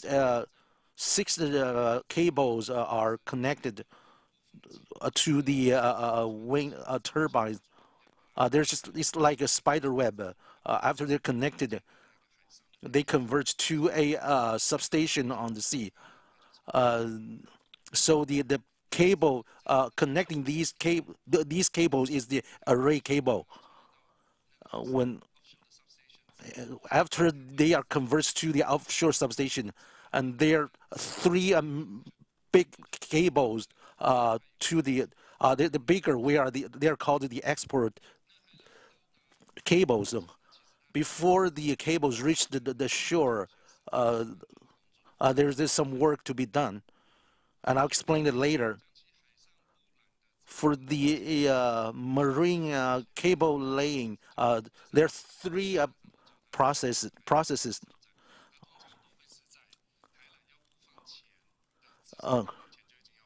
These the three things that have to be done 1 year before laying the cable, like the terrain surveillance, and in the big.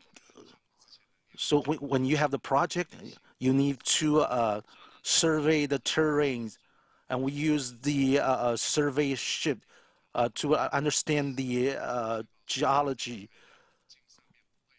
and we make sure that there's no explosive on the road of this cable, and we'll remove any explosives, and we'll have the detection equipment. If we found that the bombs we will just report to the related units, but we haven't discovered any yet. Once we select the site, then we enter the stage of cable design. You need to consider what types of cables you have to use. There are some parameters to consider: the diameter of the cable, the weight of the cable, and so on. And then we have to design the construction process. We need to think about how we should weave the spider web. After we receive we have the terrain information, and after that is the onshore part, and it usually and we are for this part we lay the cable under the water. So for the we have to go underground. The cables need to go through underground, and we also need to protect the intertidal zone. So this is it's called the HDD. This, as I circled in red in the slide, as shown here.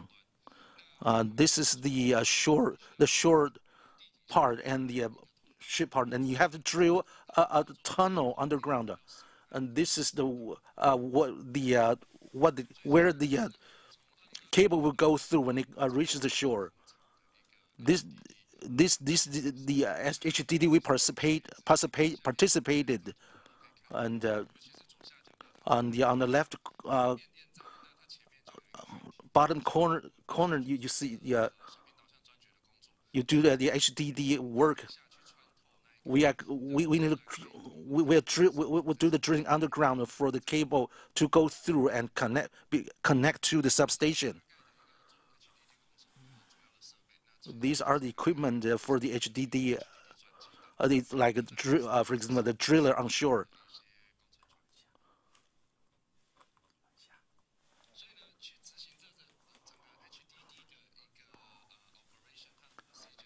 And this is the procedure for HDD, and it's like drilling. First, you have to drill a 6-inch hole, so you can position the cable, and then you have and then you expand the hole, and you will pull in a HDT pipe. So this to make sure that the cable has a very safe route. As you can see on the beach, there is a steel pipe. The flag on it is our target object. This project is carried out 20 meters under the seabed, and we will have we place many equipment on the sea, and then we just work back towards the shore. We continue, we keep expanding the hole. This is like the expansion ahead for expanding the hole. After the expanding the hole, but the hole it will stay. It will not stay very long. It will tumble. So the time is limited. You have to you need to pull in another cable within the time frame. And this is the HDP material cable, and you put it in the hole, and then next year when you are working on the cable, this cable will go through the pipe go through the hole and connect with the substation. So this is the work before laying the cable. After you completing this item, and then you begin laying the export cable. Then we have to before that we have to carry out a POGR. It's like sea clearing operation to make sure that it is safe on the sea. You need to tow something like a anchor. On the right side, you see that this is what we tow up in the sea, because there are many things like fish net. If we do not clear them, and it can have very serious consequences. And after clearing the sea, then we will begin laying the export cable. It's just like I mentioned earlier. This spider web will, during the laying process, then we will place the cables from on shore to the sea, from the shore to the sea.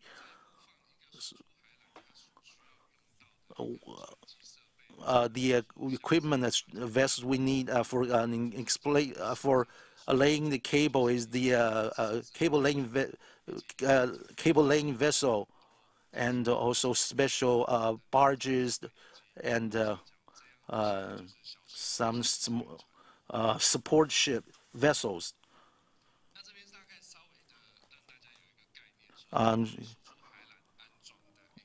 This is the basic, give you a basic concept of the export cable laying.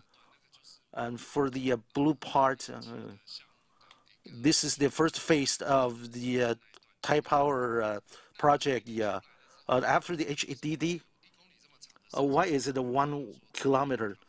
Because there's a river. So when you are placed laying the cable, you can just you can just lay it cross the river, unless you have to block the river. So when it reaches the river, there's a pink part. It is a intertidal zone, but when the when the tide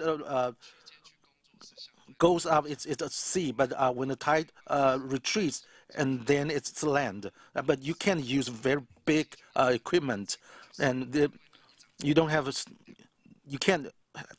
And you cannot have the big equipment working on this area, and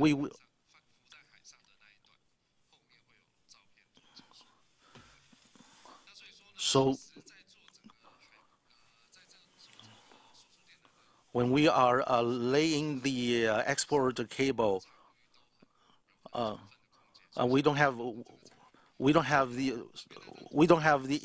very space a lot of space on land all the time. This picture shows that we guide the cable in a 45-degree angle, so it is very difficult to work on the intertidal zone. Here we have a very long intertidal zone. We use a lot of equipment like the barges, which will lay the we will lay the anchor, and also we have the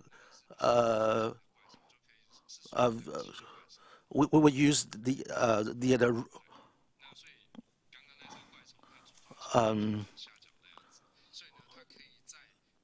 the crane to and it can work. You can still operate 7 meters underwater.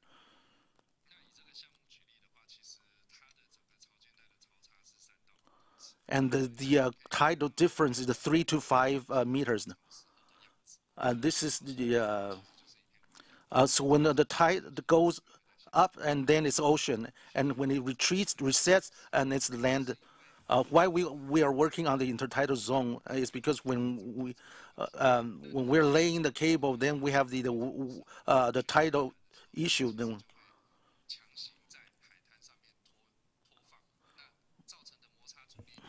so if we pull,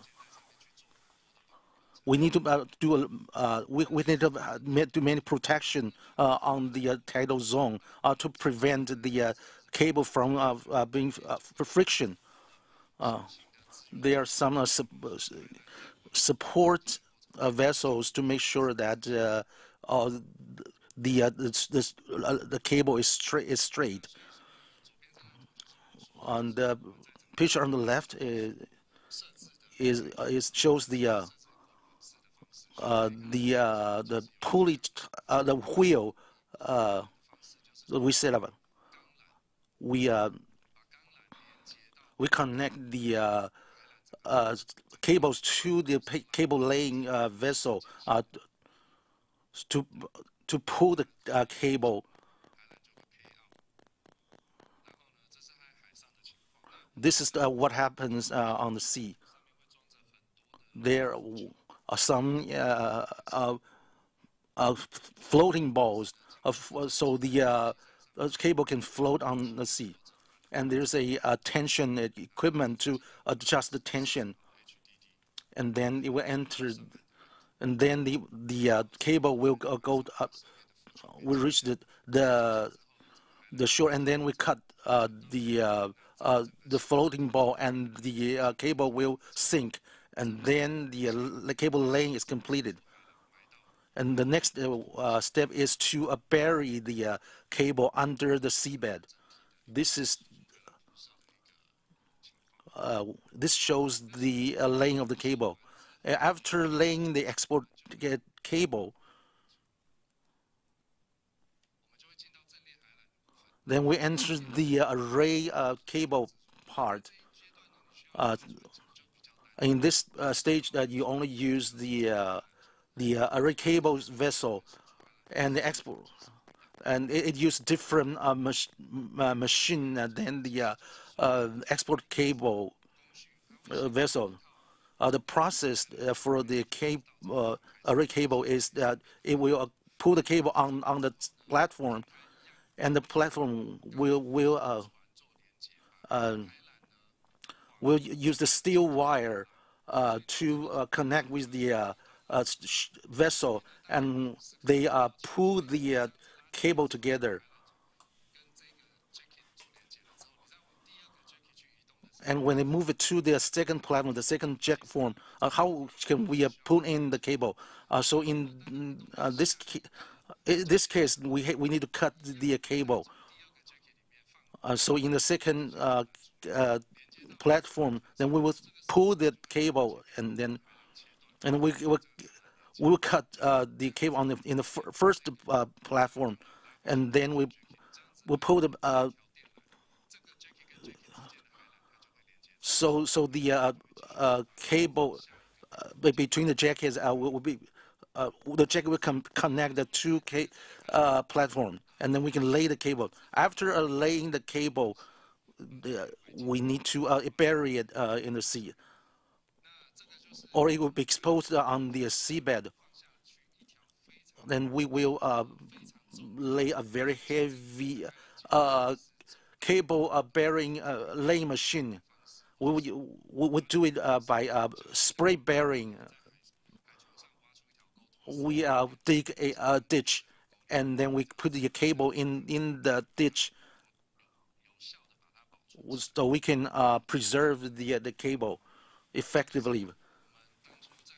This is the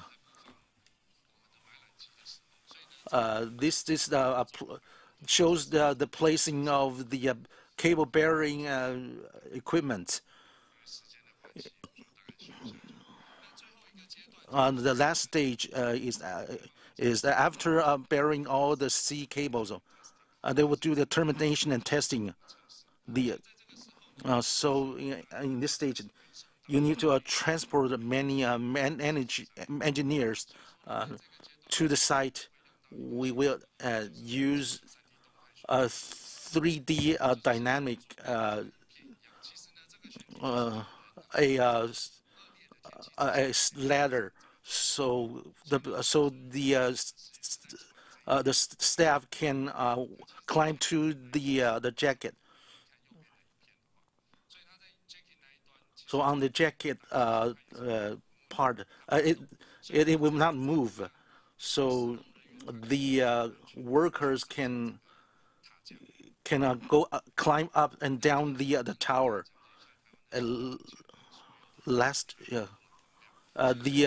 This is the cable laying capacity of Taiwan. Currently, we on the design.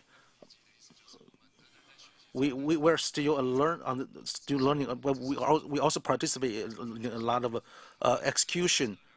But for the HD PGR, Taiwan can fully execute these two items. Like the pictures I've shown you earlier, we've been participating in equipment and execution, and for the array cable, we don't have any capability, and we haven't been involved in any bearing. So what we need to do is to beef up the array cable capability.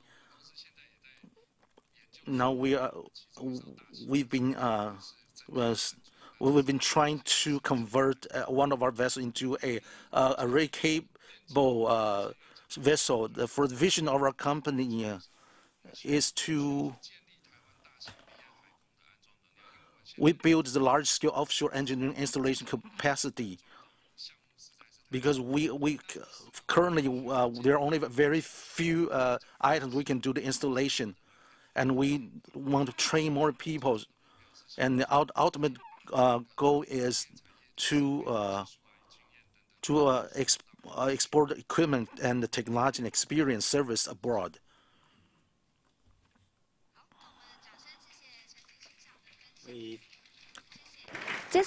Is sharing. Next, let's invite Ms. Chan, Head of Public Affairs, Taiwan Vestas, to share with us about the wind power-related issues. Let's welcome her.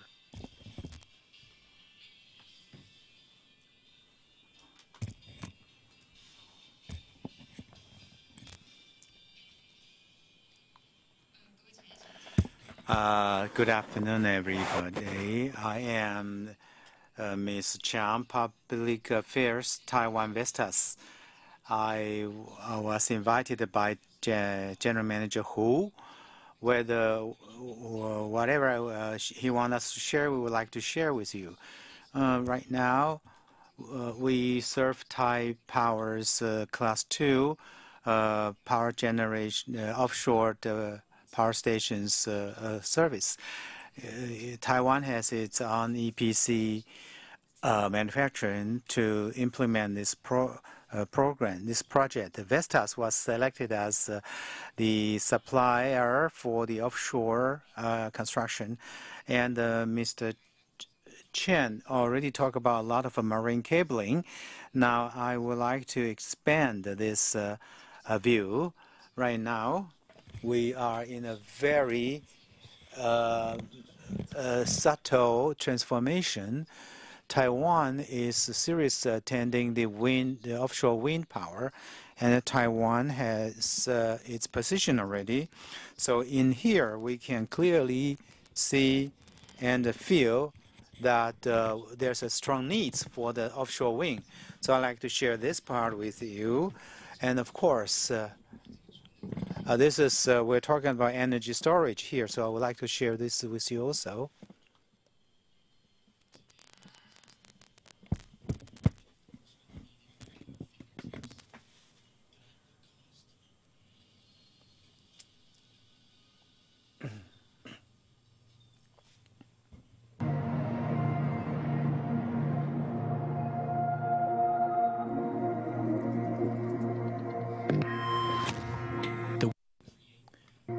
Listen and enjoy.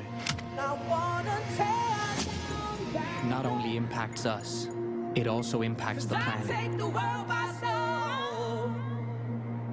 But there is another way. And I'm ready to make an effort. To take the first step. With the technology available, it's possible to enjoy music without compromising our future.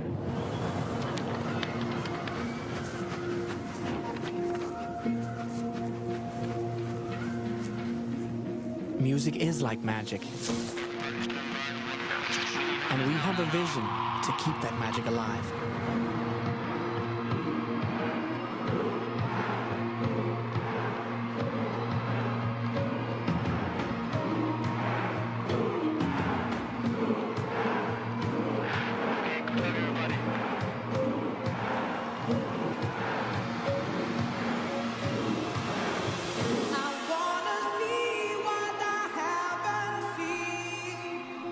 Cause I know there's more. 'Cause I take the world by storm.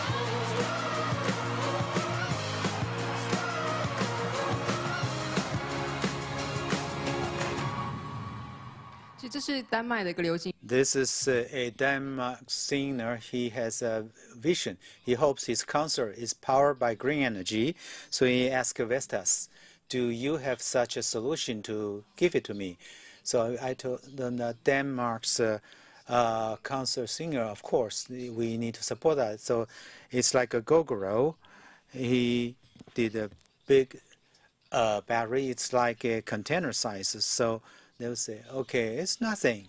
But in Denmark, it's a very, very great thing. And this product was launched. It's not exactly a product. It's a trial to test it. So in the concert, he poured a container, and of course, the energy has been pre-charged, and then it works. They find out. So they think that we can promote this idea then.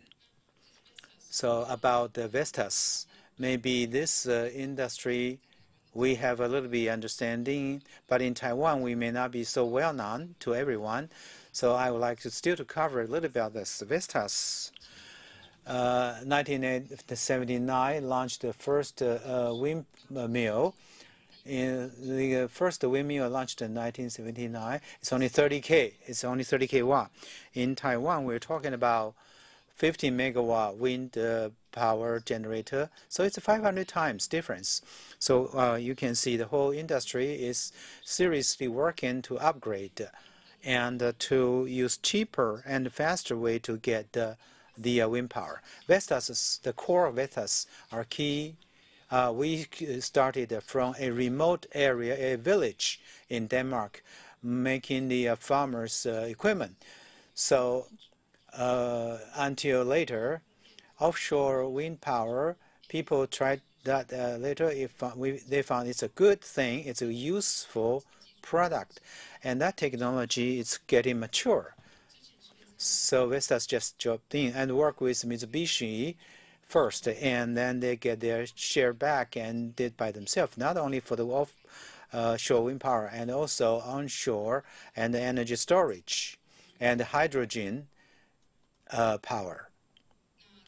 So let me share with you.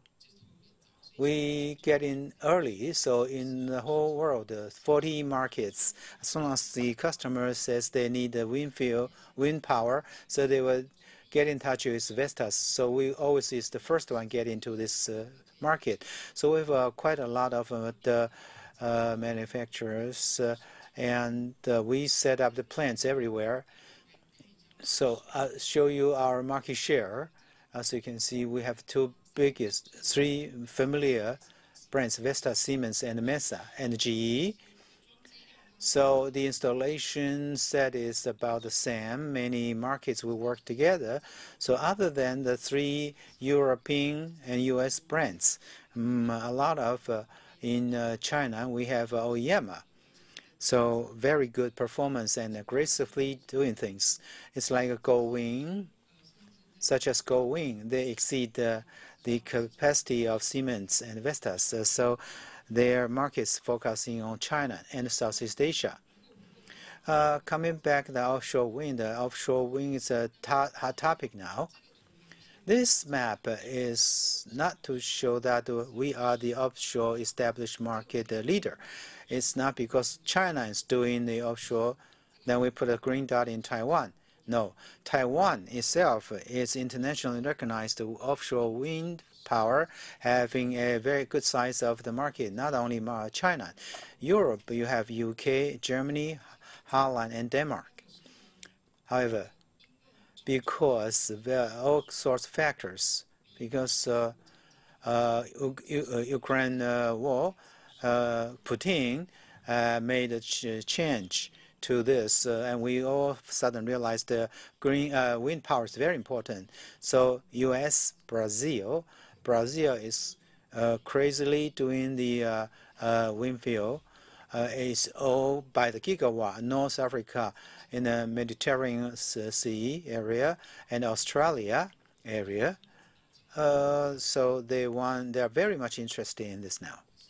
However, we also feel we are kind of nervous. For instance, our neighborhood country like Japan, they said in 2030, before that, 2030, they want to do 12 gigawatt. 2040, cumulated to 45 gigawatt. South Korea says that 2030, 12 gigawatt. After the Ukraine war, some of the advanced markets like Northern Europe, they have a declaration. They say this is a serious thing. They need to establish quickly their offshore wind power. So before 2050, they want to accumulate to 150 gigawatt. Not even mention U.S. After Biden took the position, his policy is trying to input a lot of government funding to facilitate, subsidize local business to build this. So it will be 160 gigawatt. So you think this calmly, what does that mean with these figures? So somebody should make the windmill, right? So right now we are encountering a very sweet burden. That means that everyone needs the windmill. We need everyone. So that's all of you, the supply chain people. In order to respond to such a big demand, we have three big axes to what we want to do. One is to have a scale of the development. Like North Sea, they say that 150 gigawatt by 2050, how they can realize that? So they need to think back that in what year Germany will increase how much gigawatt, how about Denmark? And then going back to the development stage, in which year you need to get to what level. So coming back to say one program, if I give you 5 megawatts, not enough. So we talk about gigawatt as the unit to develop the site and to reach the economical scale. Not only the size of the windmill, but the wind power generator itself is getting bigger. So it's 40 years from 30 kilowatt to 50 megawatt. And also share with you the latest Vestas. This year, we'd like to give it the Denmark National Testing Center to verify this machine.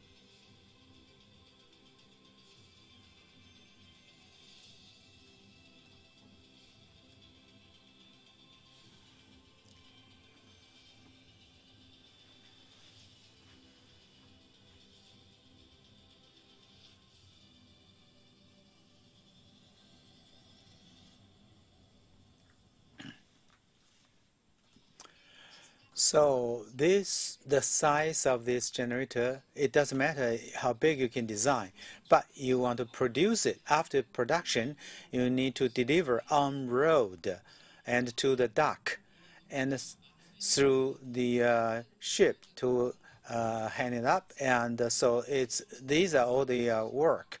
To minimize the workload, it will be part of the design. So we have a modularized design concept. I'd like to share this with you.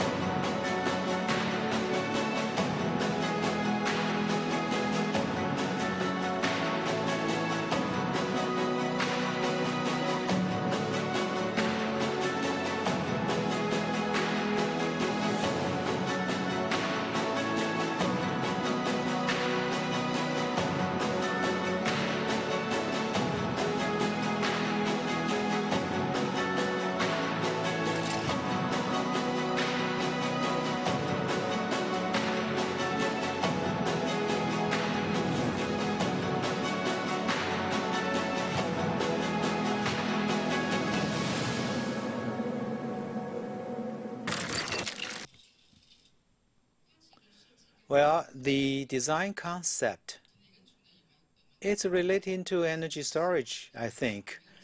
It's not so beautiful by itself, I must admit that. So right now, you can think of IKEA to assemble the furniture or Lego to assemble a model. So you need to think with the available industrial objects like containers. You assemble containers and then you can use that. That would be the fastest way to respond to the biggest demands. The important is the regionalized industrialization. Like in Taiwan, we have partners. They provide the resin to us. It was a small supplier, but the U.S. having a problem. They have an extreme climate issue.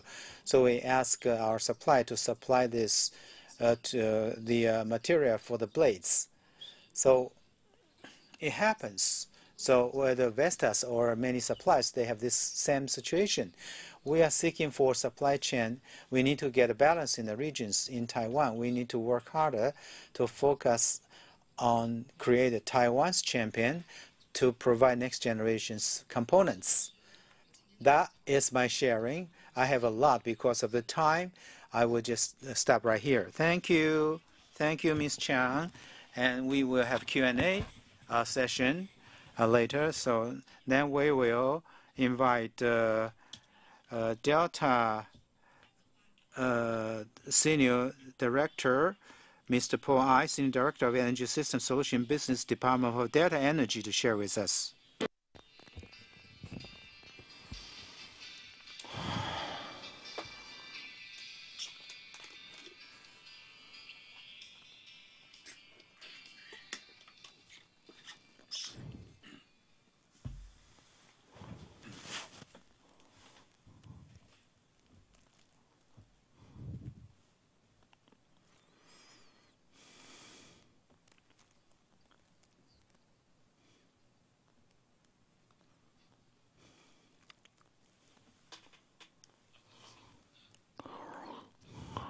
Ladies and gentlemen, I'd like to share with you on the topic of EV charging infrastructure solutions. We started placing the charging points across the island 10 years ago. In addition to the charging points for the renewable energy, we are also doing the energy storage. I just came back from India yesterday. I saw a lot of charging points. Which were being integrated. So there's not just one single type of charging point. So it's a charging and power generating equipment. We need to have a good management of it because otherwise it would cause a lot of burden. Because of the low carbon requirement for the environment, there are some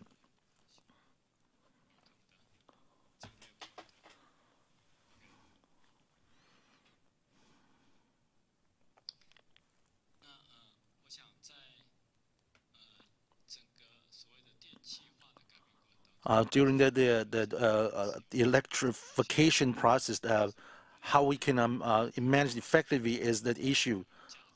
So we can present more value in the reform of the power equipment. For the power grid now needs more renewable energy. Currently, Taiwan, we have the goal. This is that 20% of renewable energy by 2025. But the other countries, they have a more land. In Taiwan, we have a limitation. We're slower, but sooner or later we'll reach that goal. When we have more and more in renewable energy, the stability of power grids will be affected. So each power discharging point has used. So how we can stabilize the power, it's a very important issue. If we do not have enough power storage facilities, some areas we have this stable supply of power. So actually, we are taking a faster pace. In India, we saw that they have to install their own energy storage facilities in fear of power stoppage. So the percentage of non-fossil energy is 40% used in India. But Taiwan may not be able to do it in 2030, but they don't have any policy regarding the energy storage. But we provided solutions and integrated them, and in the U.S. and these are the charging points and of all sizes. In the middle, this the DC, this 25 kilowatt, and we have the 150 kilowatt, and the maximum is 350 kilowatt, and we will launch them in various markets in the future. In addition to the charging equipment, we also have the software management system, for.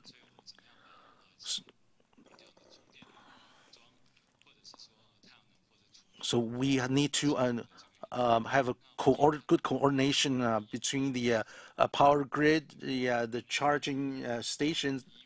We have the EVM, the management, and the O&M platform.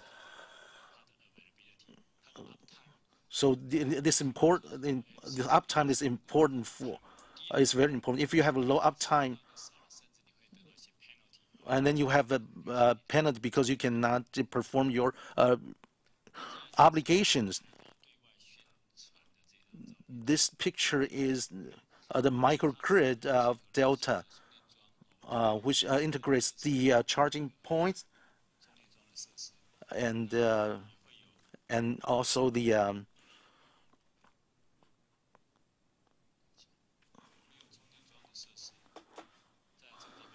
here, and the solar energy, and we have the back-end management to improve the efficiency.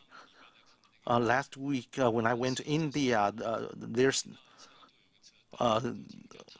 you might heard of the automaker Tata. It's not the high-end car, but in their research R&D center, which would only allow green power charging. The solar power that can be used on cars. So this was using green power 100%. So we don't want to look down on them because they use very low-end cars, but they're actually in the forefront. So we do effective management of energy, and these are the communities, the charging station, the communities in Taiwan, in the parking places, and we go into many we reach many communities. This is the first step. After we have, when more and more cars need to be managed, we have a V2G, but we haven't had complete regulations on V2G in Taiwan. So after that, in the future, the cars can also generate power. They don't just consume power. This is the EV charging station we made in Japan. It's been in operation for several years. For EV charging, has brought a lot of improvement in the gas station there. But the bigger purpose of the gas stations is that they can make very good use of the whole building. But when if the gas station is a charging station, that the value of the assets will increase several times. So we, oh, but yeah.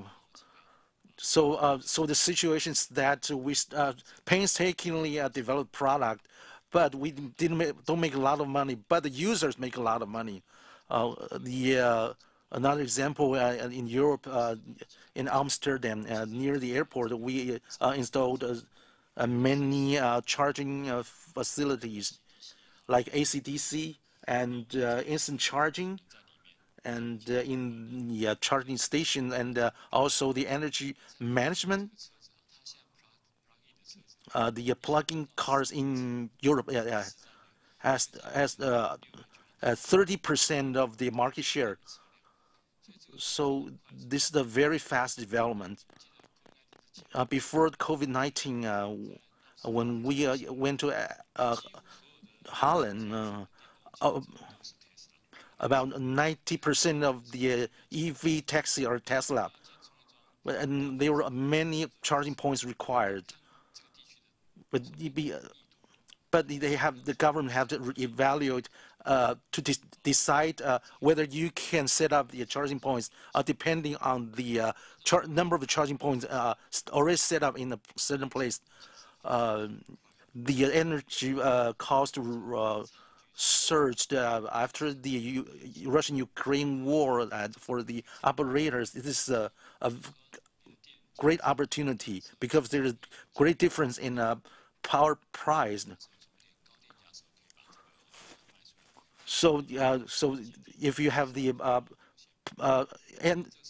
energy storage facilities, then you can try to sell your energy. And in our we have set up the AC/DC fast charging equipment in the buildings, and we also have the software service, and we also have the energy storage system for smart charging. We have industries in the in management. For the storage, we also doing some kind of variants to optimize the use of the system, so we can have the stabilize the demand. For the power price, we can have a better incentive.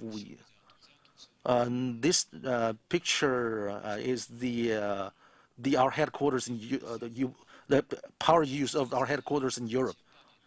This is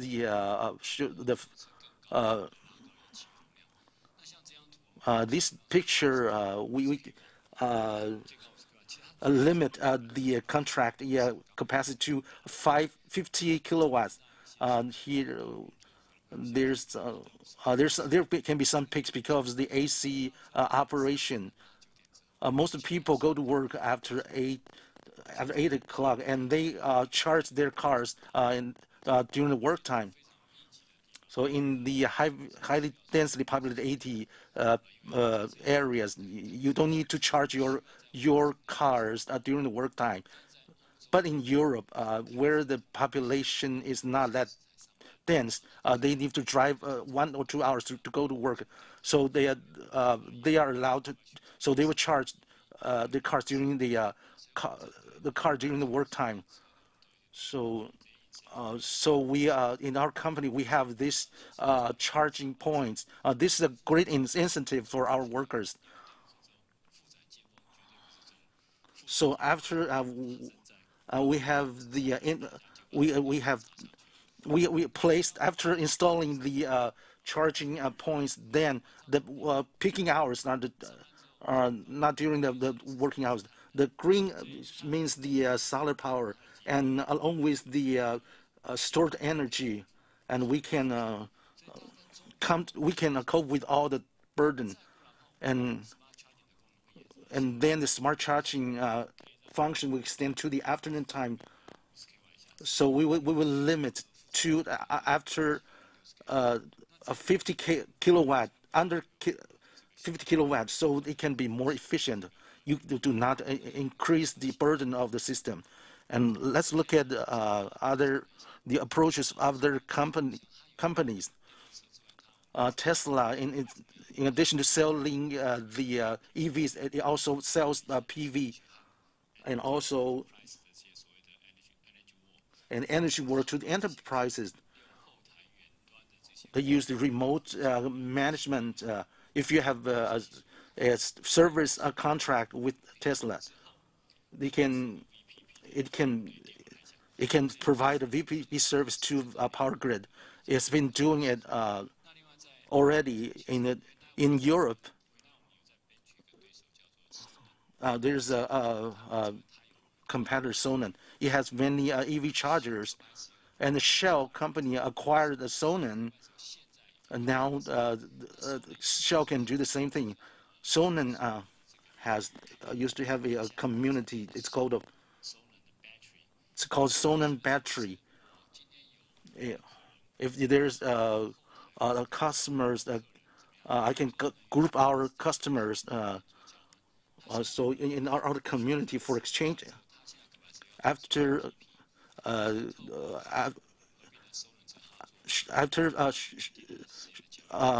acquiring Sonnen, Shell wants to do a VPP. And the solar age started with the solar energy. It's doing the same thing. It's after PV system, battery storage, EV chargers, and loads. They combine these four. They're doing. It's also doing the VPP business, and the energy is a very big business. When majoring, when I study power system in college, and at that time we saw many equipment consuming a lot of power. But in the future, there are many challenges for the power grid. We hope that there may be more people engaged in the field of power. Thank you very much.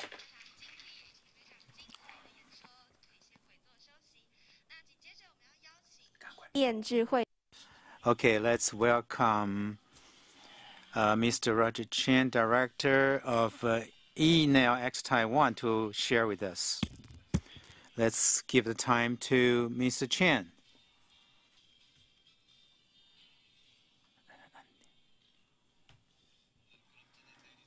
I will do my speech in English, if you don't mind. My name is Roger Chen, Director of eNeox Taiwan. I would like today, within the last section, thank you for staying until the last section. I would like to share with you the innovating energy use with vehicle to grid, with so-called V2G technology.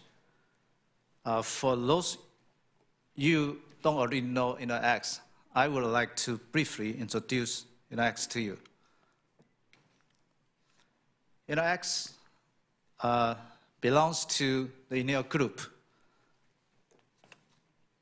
the world's largest and the most sustainable energy utility, leading the energy transition. eNeox has 75 million end users. It supplies electricity too. And with the plans to be completely out of coal-fired power plants by 2027. And we are also the largest private renewable operator by installed capacity, 53 gigawatts year to date, by our sister company, eNeox Green Power, EGP. As for today, we're talking about the demand response capacity. The area we specialized locally, we are the largest independent aggregator worldwide with 8.2 gigawatts under management today. and a target to hit 10.6 gigawatt by the end of 23 next year. Enel is the Enel Group's energy service and a technology company.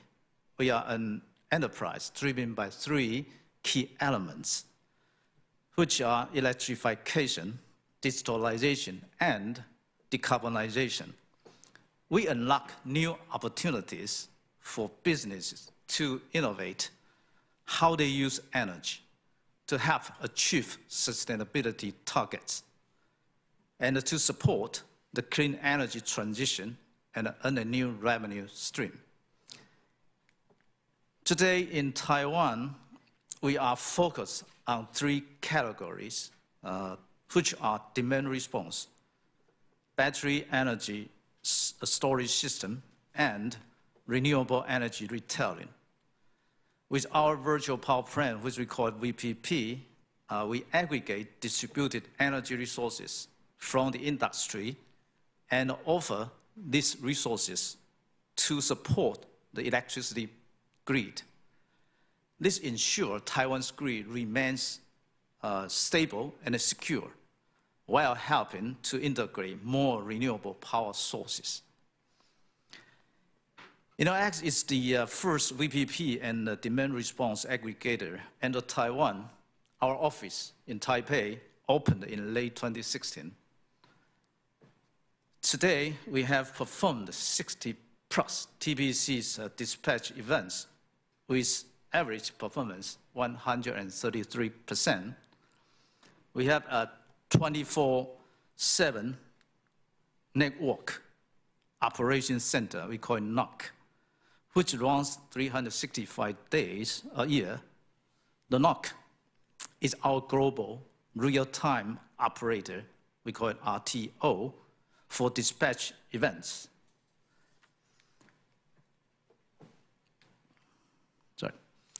We have a diverse customer portfolio across a number of sectors, such as manufacturing, independent materials, processing, cold storage, and transportation and storage, which we are talking about today, and hospitals, even hospitals and healthcare centers. Also some retailing including supermarket, hypermarket, and even convenience stores. And more, we have hotels and resorts. Those are all our customers. And then most importantly, today we're talking about the charging stations. We also our customers. So globally, we have about 15,000 enterprises doing demand response with us across 12 countries today. And while in Taiwan, we currently have around 100 customers enrolled in our virtual power plant, with 60 plus live in the market in TPC's energy trading platform today. And among our customers, a couple of most significant ones are Taipei 101, which everybody knows. Taipei 101 was looking to improve its already impressive sustainability credentials by innovating the way it uses electricity. And by joining NRX VPP virtual power plant to support the grid and making secondary use of their existing assets. And then this one, everybody knows Gogoro. I would like to spend some time to use Gogoro's case to share with you how we are revolutionizing Taiwan's grid. Gogoro, everybody knows Gogoro is Taiwan's leading electric mobility provider for electric scooters and the battery swapping ecosystem. Gogoro has great virtual power plant participation potential, as the swapping stations in Taiwan totaling 2,280 GO stations, and the amazing capacity can be 1.3 gigawatt hour, which may sustain Taipei City for 45 minutes. if swapping from TPC's power to Gogoro batteries.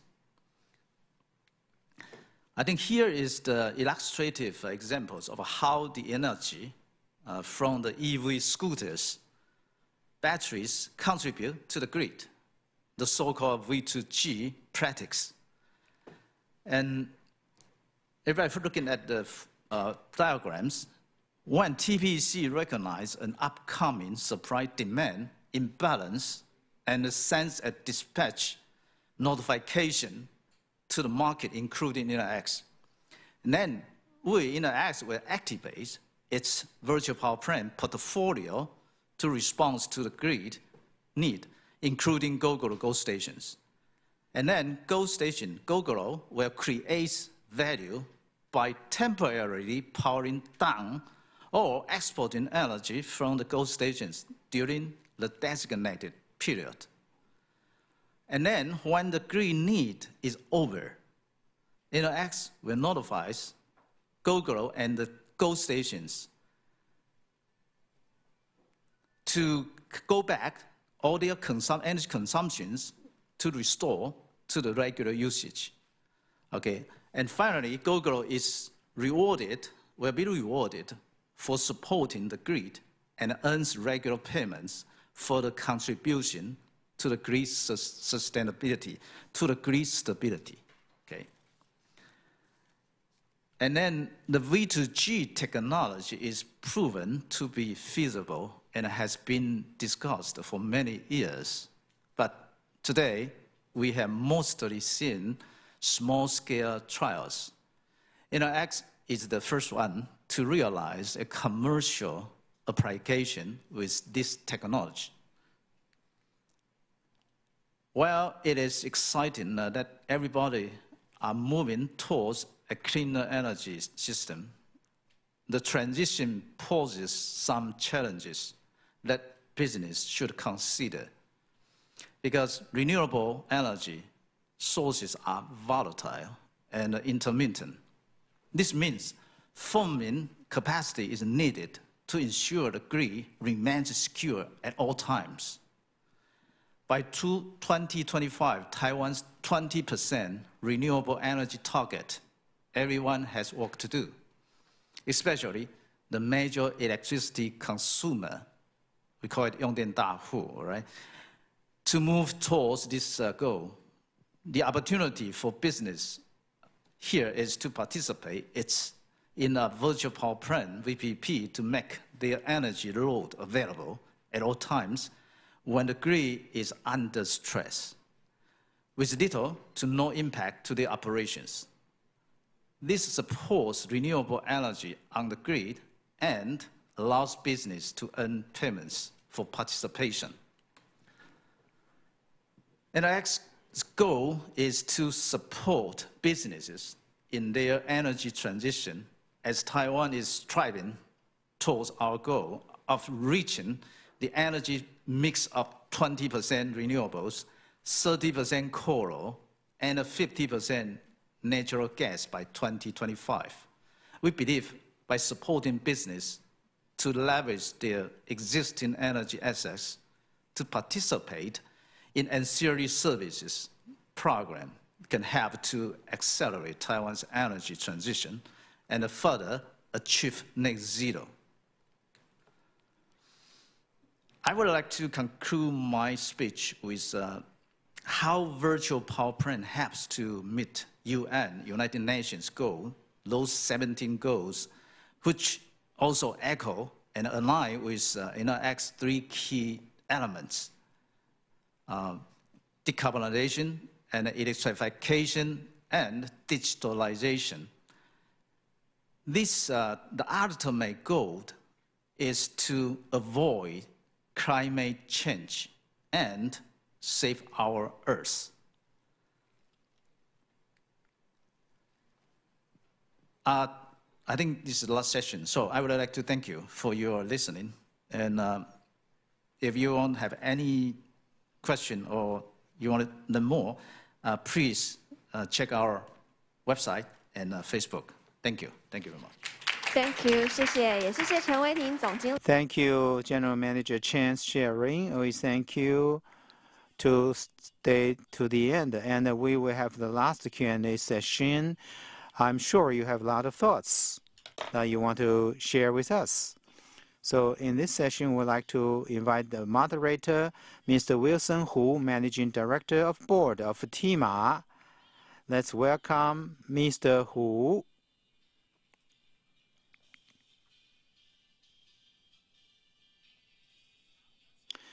Okay, let's invite Mr. Hu as the moderator. Now let's invite the speakers for this session. And one more time, let's invite CEO Chen of Dongfang Offshore Company. And let's welcome all the other speakers come forward. And also from Vestas, Ms. Chang, Public Affairs Senior Manager. Then Smart Energy Storage Council, the chairperson, Mr. I from Delta Energy. Lastly, ENEXX Taiwan General Manager, Mr. Chen. So we will have 4 speakers and 1 moderator taking this opportunity to express your view. Let's have, okay, thank you, the host, and thank you for the sharing, very good. And this afternoon, whether in offshore cabling or Vestas' windmills future development, as to the Dr. I's charging station, the development in Taiwan in the future, and also in next axis, the sharing of the deployment, allocation of dispatching of the power in Taiwan. We have some pre-asked questions. I would like to start from here. And later on, we have new questions from the floor. I will also cover that. First of all, one audience asking to Dongfang Offshore CEO Chen, caring about, you mentioned, based on Taiwan's offshore power capacity, wind power capacity, and if you have the cabling business, you're doing this. So how do you anticipate Taiwan can complete, whether equipment or deployment or cabling, self-dominated by Taiwan in the future? First, I'd like to thank Chairman Wu and the guests for the questions. Regarding this question, as I mentioned during my presentation, during the cable laying from the design to the end, what our capabilities are in Taiwan. Currently, our capabilities are more about the shore. So on the sea, they're less. We have less capabilities. The key is that the capital in the wind farm. When you lay the cables, you have to make a lot of investment. A vessel costs about 4 to 5 billion NT dollars for laying the cables, and you need a team to execute the cable laying after purchasing the ship, and this is not a big investment. And I see many similar operators are having a similar plan. So from the year between 2025 and 2060, we are going to have a first independent cable laying capability in Taiwan. It's 2025 to 2026. So the bid has been given. So thank you for your response. Okay, asking Vestas, who introduced the modularization of products and the supply chains block way. And in the future, we will go up to 15 gigawatt. That's pretty big. Taipower is only 9.5. It's jumping to 15. So it's a leap forward. Ms. Chang was asked to regionalize the supply chain. So we have some offshore power, wind power localized policy. So I would like to ask this. Yeah, government in promoting whether renewable energy or offshore, a good idea is to drive green. Also, keep the industry in Taiwan. So all these colleagues are also together to work on this. In driving this, of course, we have encountered some significant challenges. We find that the windmill is a conventional workshop. So like blades, Taiwan can make manufacture yards very good, and it has customized the yard, so it's very delicate. So blades is a big workshop, man. So it needs these talents to do this in series. So right now it's pretty difficult in doing this in sequence. So government has the ambition to cover 20-some items, including windmill, including boat, and others. Government wants to localize this, and we find that some things are suitable for Taiwan. Some Taiwan can make very good, but in offshore wind power, maybe they are not quite interested. Give an example. Taiwan has a lot of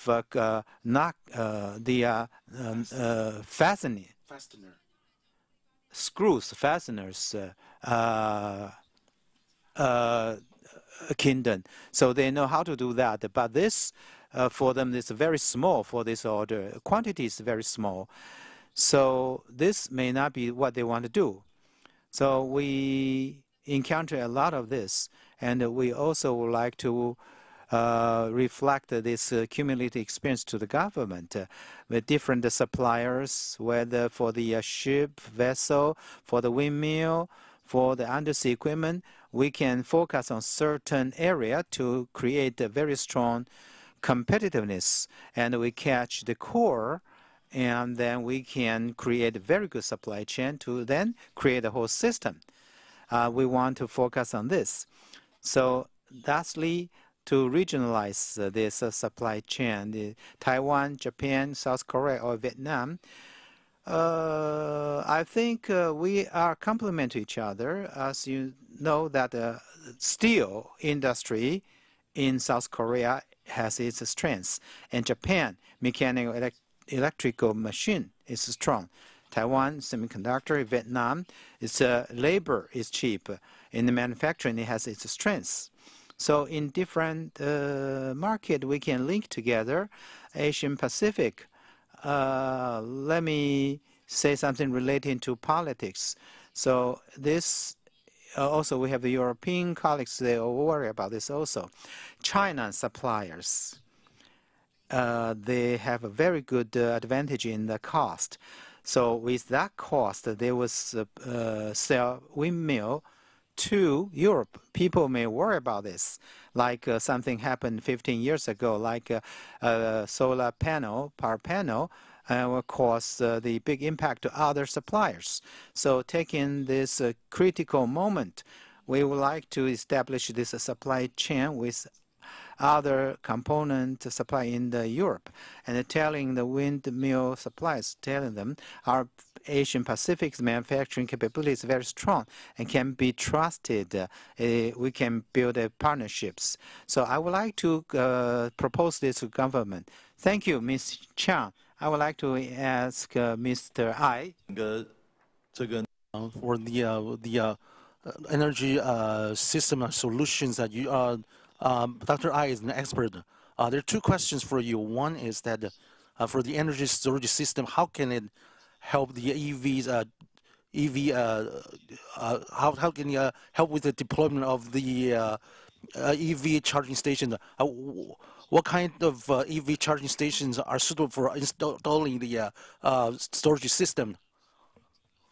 I I wouldn't say that our company is doing a good job in energy storage, but we started early. In 2009, when I was in China, we have a wind power, and we gave it wind power, and they're different. So we only later only decided to invert for the solutions. We focus on, so it's not just a single software or equipment. So I was in charge of energy storage. Many highways, they need fast charging. The cars don't have time to wait. So they can there's a need for energy storage in the highway system. And today we received the guest from a GM Motors. There many automakers are thinking about this question. That these maybe you park your car when you're drinking coffee in a coffee shop, but they're not there's not power source in the store. But if it's just an EV charger there, and you can store the energy, and so then when the customer comes, you can charge the car very fast. In the community buildings, maybe we don't have enough cars under 99 kilowatts. We're in maybe like big building. They have a signed contract with us, and they can pay money to have the charging points installed. But when you have more and more cars, you can how can you then you need energy storage. So this kind of application will so you need to be smoothen because there are more and more charging points. So even in the future, in 2030, there's a one was trying to apply for a patent, but BYD already had the patent. The GM launched the first EV car in 1996. So at that time, when you bought an EV car from GM, you don't have, you can tell you can just tell the GM how much power you have left, and then they can send a car to charge your car. So so in the past, just you don't have the if you don't have the power in your car, then you can ask someone for help. So it's like a V2V. We can use the, we can just have my car charged from another car. So it's the energy. So it can be very flexible in the future and very with high mobility. So you can satisfy the different customer needs, and some even the customer want to buy energy from you. So this is our vision for energy storage in the future. It is service. Energy service is a product, so it can be a part of everyone's everyday life. Thank you very much. So energy is a product as well as a service. X, I think you're doing good. I saw from the media report with Taiwan Power and Gogoro, you have some cooperation. And this question is suitable for you to respond. The question is through the EV, automobile, scooters, charging stations increasing largely. And if the grid is at the peak, in the peak time, all EVs, scooters, vehicles charging at the same time. With your experience, how you can ensure the grid will not be impacted? Can you share this with us? I think this question that everyone cares about, and also everyone wants to buy EV. They care about this. Like based on Ministry of Transportation's statistics, EV in Taiwan is less than 30,000 cars. So if we reach to 300,000, grid may face the challenge. Assuming everyone at a peak to charge the car, then 30,000 and 300,000 to the load of the power grid of Taipower is different. So Mr. I knows very well Delta is making the charging station quite well known. This pressure, everyone having the EV or going to buy EV, and also including Taipower, very much concerned about this. Solution for that with our company Enel overseas, talking about charging stations, charging pole. I did not mention that. The installation of charging pole is about 400,000 poles. So these were installed by us. This question, if I want to provide something for you for reference, first of all, Ministry of Transportation has a policy, a program is that time temptation or time price based on the time charging price is different for EV. So maybe the price difference with the peak you charge the EV, the grid should bear more cost. So with the off peak, the difference will be 6 NT dollars. So this proposal has been proposed. With this price difference, if you charge in the peak time, people may consider this. They may think I will charge in the off peak. The price difference will be 6 or up to 10 NT dollars. Then you think, well, I may find the off peak time to charge. So this is time temptation to avoid this problem. This the first one. Second, it has been implemented overseas as we always implement virtual power plant, VPP. You need to encourage the people using EV to join VPP program. As the grid has urgent needs, they can discharge their battery power back to grid, this V2G. And then the price may not be 15 NT dollars. For the emergency time, even up to 50 NT dollars. So you can help a grid to pass the stress of the peak time. So the facilitation to the grid is good. So the insurance services, which is very good to resolve EVs up to certain units, then to offset the load for the grid. So this is our view. So use the price to control the quantity, to endure the people to get into this market, right? These two directions. Very good. Thank you. 3 more minutes. Let me ask one question. Two of you can, okay. You respond because Ms. Chan says Japan has 45 GW. In North Sea, 150 GW. Such big offshore wind power is being installed. In the future, ocean wind and wind mill, Taiwan can buy them.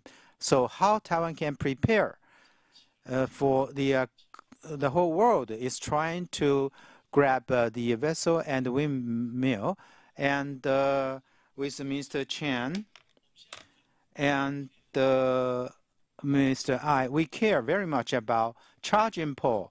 Can we unify this specification?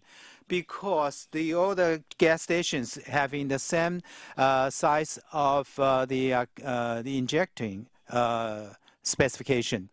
So people worry about more specifications in the EV charging connect the injectors. So just like a cell phone. So people hope that to charge wherever they go may not be Tesla has a spec, BMW has a spec, and Mercedes-Benz has a spec. So it will cause a lot of electronics waste. So in the future, how do you see the trend of that? Okay, Mr. Chen, can you answer this? 关于 Regarding your question, the shortage of vessels, this is a problem we can expect. Like Vesta said, that it's a sweet burden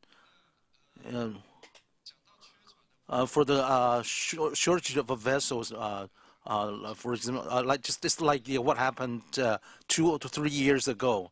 The vessels are of special products. If there's a loss of balance in the supply and demand, and then you need 2 years to have it come back to balanced. It takes 2 years to build a marine engineering ship. And a single ship can cost more than $10 billion, $1 billion. So as the world is the offshore power is being developed all around the world, so the vessels are far from enough. So like I mentioned earlier, when Taiwan can have our own capacity, it's because we have already expected this demand. So our competitors are also thinking about how can we build up the capacity. So there's the demand is much greater than the supply, and then it's very hard to make it up. So if we want, it's impossible for Taiwan to fight for the ships with other countries. For example, like the U.S. has 100 gigawatt, but how many gigawatt does Taiwan have? So in a third stage, it's only 15 gigawatt from 2020 to 2025. So such a small capacity, how can we compete with others for the vessels? So many operators have focused on the European and U.S. markets, and one major disadvantage for us is that those international vessel owners will not want to focus on Taiwan. So in maybe in around 2027, the Japanese market and Korean market, there will be a lot of demand. But so it's a good chance for us because we are building our own capability. But when other countries are beginning to building their own capabilities, but we already have but it's a very good opportunity for the business Taiwan with such capability. So this my answer to the question for the shortage of vessels. It's apparent. The solution is that we cannot. The solution is to build our own capability. So what about the windmills? About the vessel, I think it's a difficult thing to think about. This is bottleneck. Taiwan's advantage is that the government has asked everyone try to pick up some items to start. So government in the beginning did not think of that the growth was so huge. Taiwan's 15 gigawatt. This spec is relatively small now in the market. In the beginning, it was very big, and 3 years later, it becomes not too big anymore, became small. So it wasn't been thought of in the beginning. So overall, people realize about this. All the governments in different countries offering the incentives to help people to install the plants. It's not like a TV game. It's not easy. You need to have the manpower also. So we have this same common worry. We are lack of the laborers. We have the windmill is constructed. We may not find the proper people to operate, to produce the power. So the biggest customers like TSMC, for instance, everyone goes there to work. And our enterprise is not so well known and so big, and so it's very difficult for us. I think this is a big issue, not only the offshore, the power, wind power. So let's work together. Okay, give you 1 minute, Mr. I. It's very hard to unify by those specifications. It's very difficult for the charging points. It's just a number that you have a USB, mini USB. They have different specifications. So when we adopt the adapter, we provide adapters to the customer so they can connect to different charging points like a Tesla car. So the Tesla can buy adapter from us, but so the way to uniform is that is to provide a incentive to the buyer. So maybe it takes 50 years to unify these specifications. So I do not expect this to happen. So we can use other ways to address this issue. Maybe when there's a new technology, maybe we have a chance to gradually to switch to a uniform specification. Okay, this is what I want to say. I think in the future will be unified. I'm talking about the charger. I'm talking about charger. In the future, we will have a remote charger. Automobile will have the remote charger. That will be realized. So I think it's necessary, just like a cell phone or charger. We have Android and iOS. It's the same thing. Okay, thank you. Thank you, 4 speakers. Sorry, I spent 5 minutes more. Thank you very much. Let's thank Mr. Hu as the moderator. Now next will be the last part of it. We invite Mr. Lin, President of TEEMA, to talk about TEEMA's direction in building international link. Let's welcome Secretary General Lin.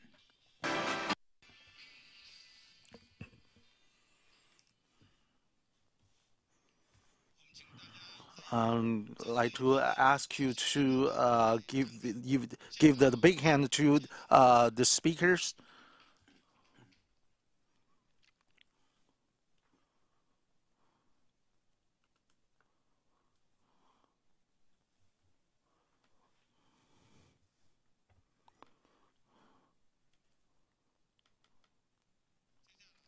Now I will spend a few minutes to talk about the TEEMA's key point planning.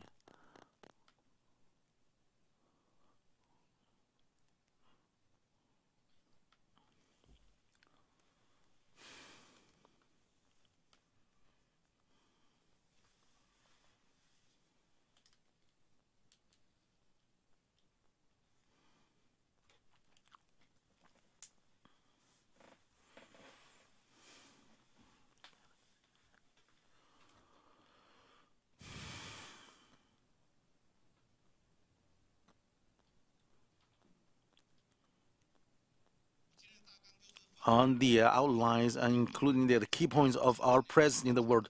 In the past 3 months, we've emphasized the networking with Europe, the U.S., and the Southeastern Asian countries like in Indonesia, Vietnam, and also networking with Japan. And the MC has introduced our Empire show. So next year, we invite you to participate in the event. We visited the European offices in Taiwan, and we also went to the 3 European countries: Czech, Slovakia, and Lithuania. And the representatives in those countries, and we also went to Mexico. And visited the Mexican representative in Taiwan, and this is our video conferencing, and our delegation went to Mexico, several states of Mexico in July, and also went to Ohio and the Chihuahua state to look at the development of the EV industry there. And this is the networking with India. and our ambassador, Mr. Ge, we had a video conference with him and June, and our group just came back from India in November, and India should be the next place that for the Taiwan business to invest. But it's a hard place. You should spend like 10 years to have some results. So it's fair. So there's no special way. You just need to spend 10 years there to make money. And this is the network within Southeastern Asian countries like Indonesia, Vietnam, and Thailand, and we have a good relationship with them. And we also went to visit Vietnam and Japan. We visited the Japan's office in Taiwan. Next year we're going to Japan to visit our sister associations there. Next year we're also focused on Japan. Later we have the last activity. We thank you for your participation from 9 o'clock in the morning until now. We have prepared the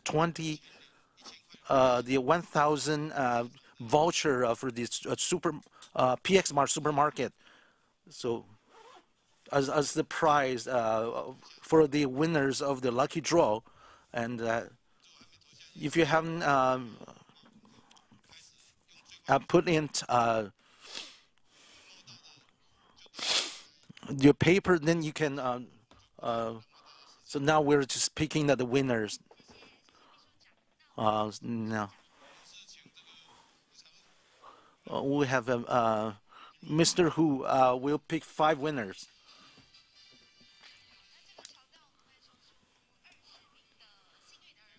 So we would select we would pick 20 winners in total. So we will read your name 3 times. If we don't have a response from you, and then we'll give the prize to the next winner.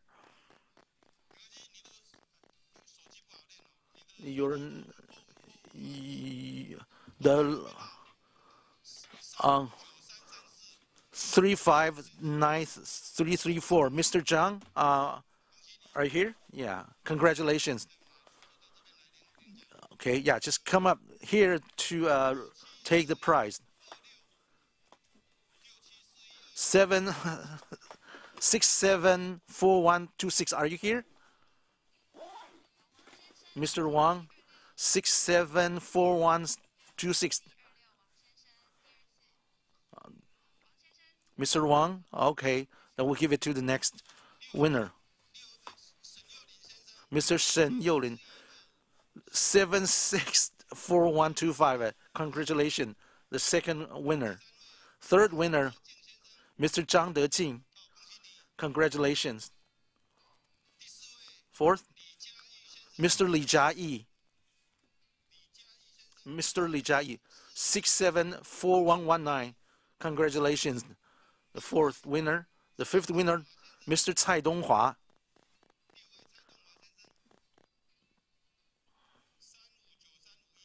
$359351, Mr. Cai Donghua.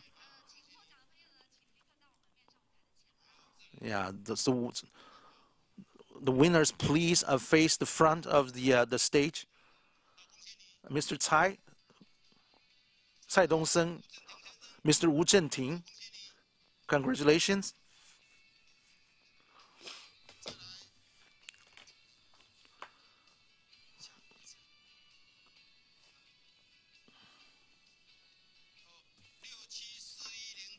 Seven 674109. Mr. Hong Yiping. Congratulations. Mr. Wang Jianzheng.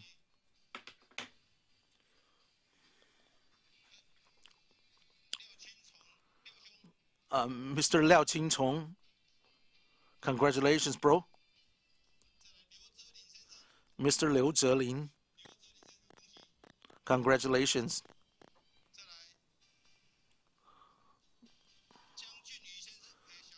Mr. or Miss Zhang Jinyu. It's Mr. Zhang. Congratulations. Mr. Lin Jinjing. Congratulations.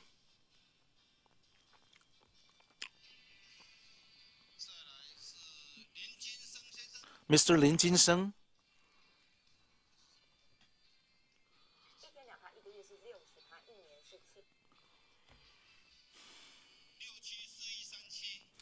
Six, 7, 4, 1, 3, 7. Mr. Cheng Jinsheng. 6, 7. It's not here. Okay, next. Mr. Ahmed De. Mr. Ahmed De. Thank you. Congratulations. Miss Cheng Jiawen.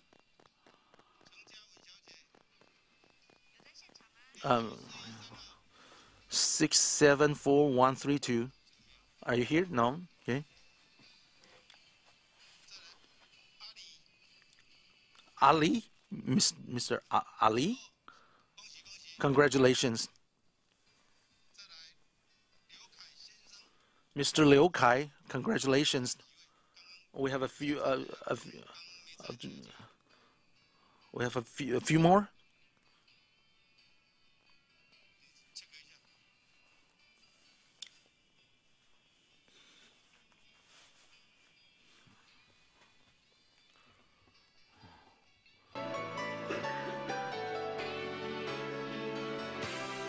好，我们稍等一下，再确认是不是所有的名额都已经抽出来了。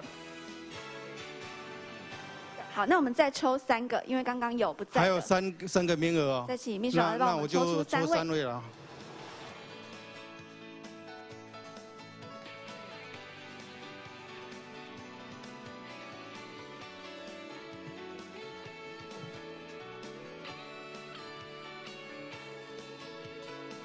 黄坤松先生，哦，恭喜！好，恭喜！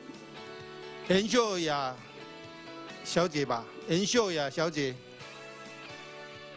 有在现场吗？编号是674138。哦，没有，那就还有一个。674138，674138没有。好。邱春堂，先生，恭喜你。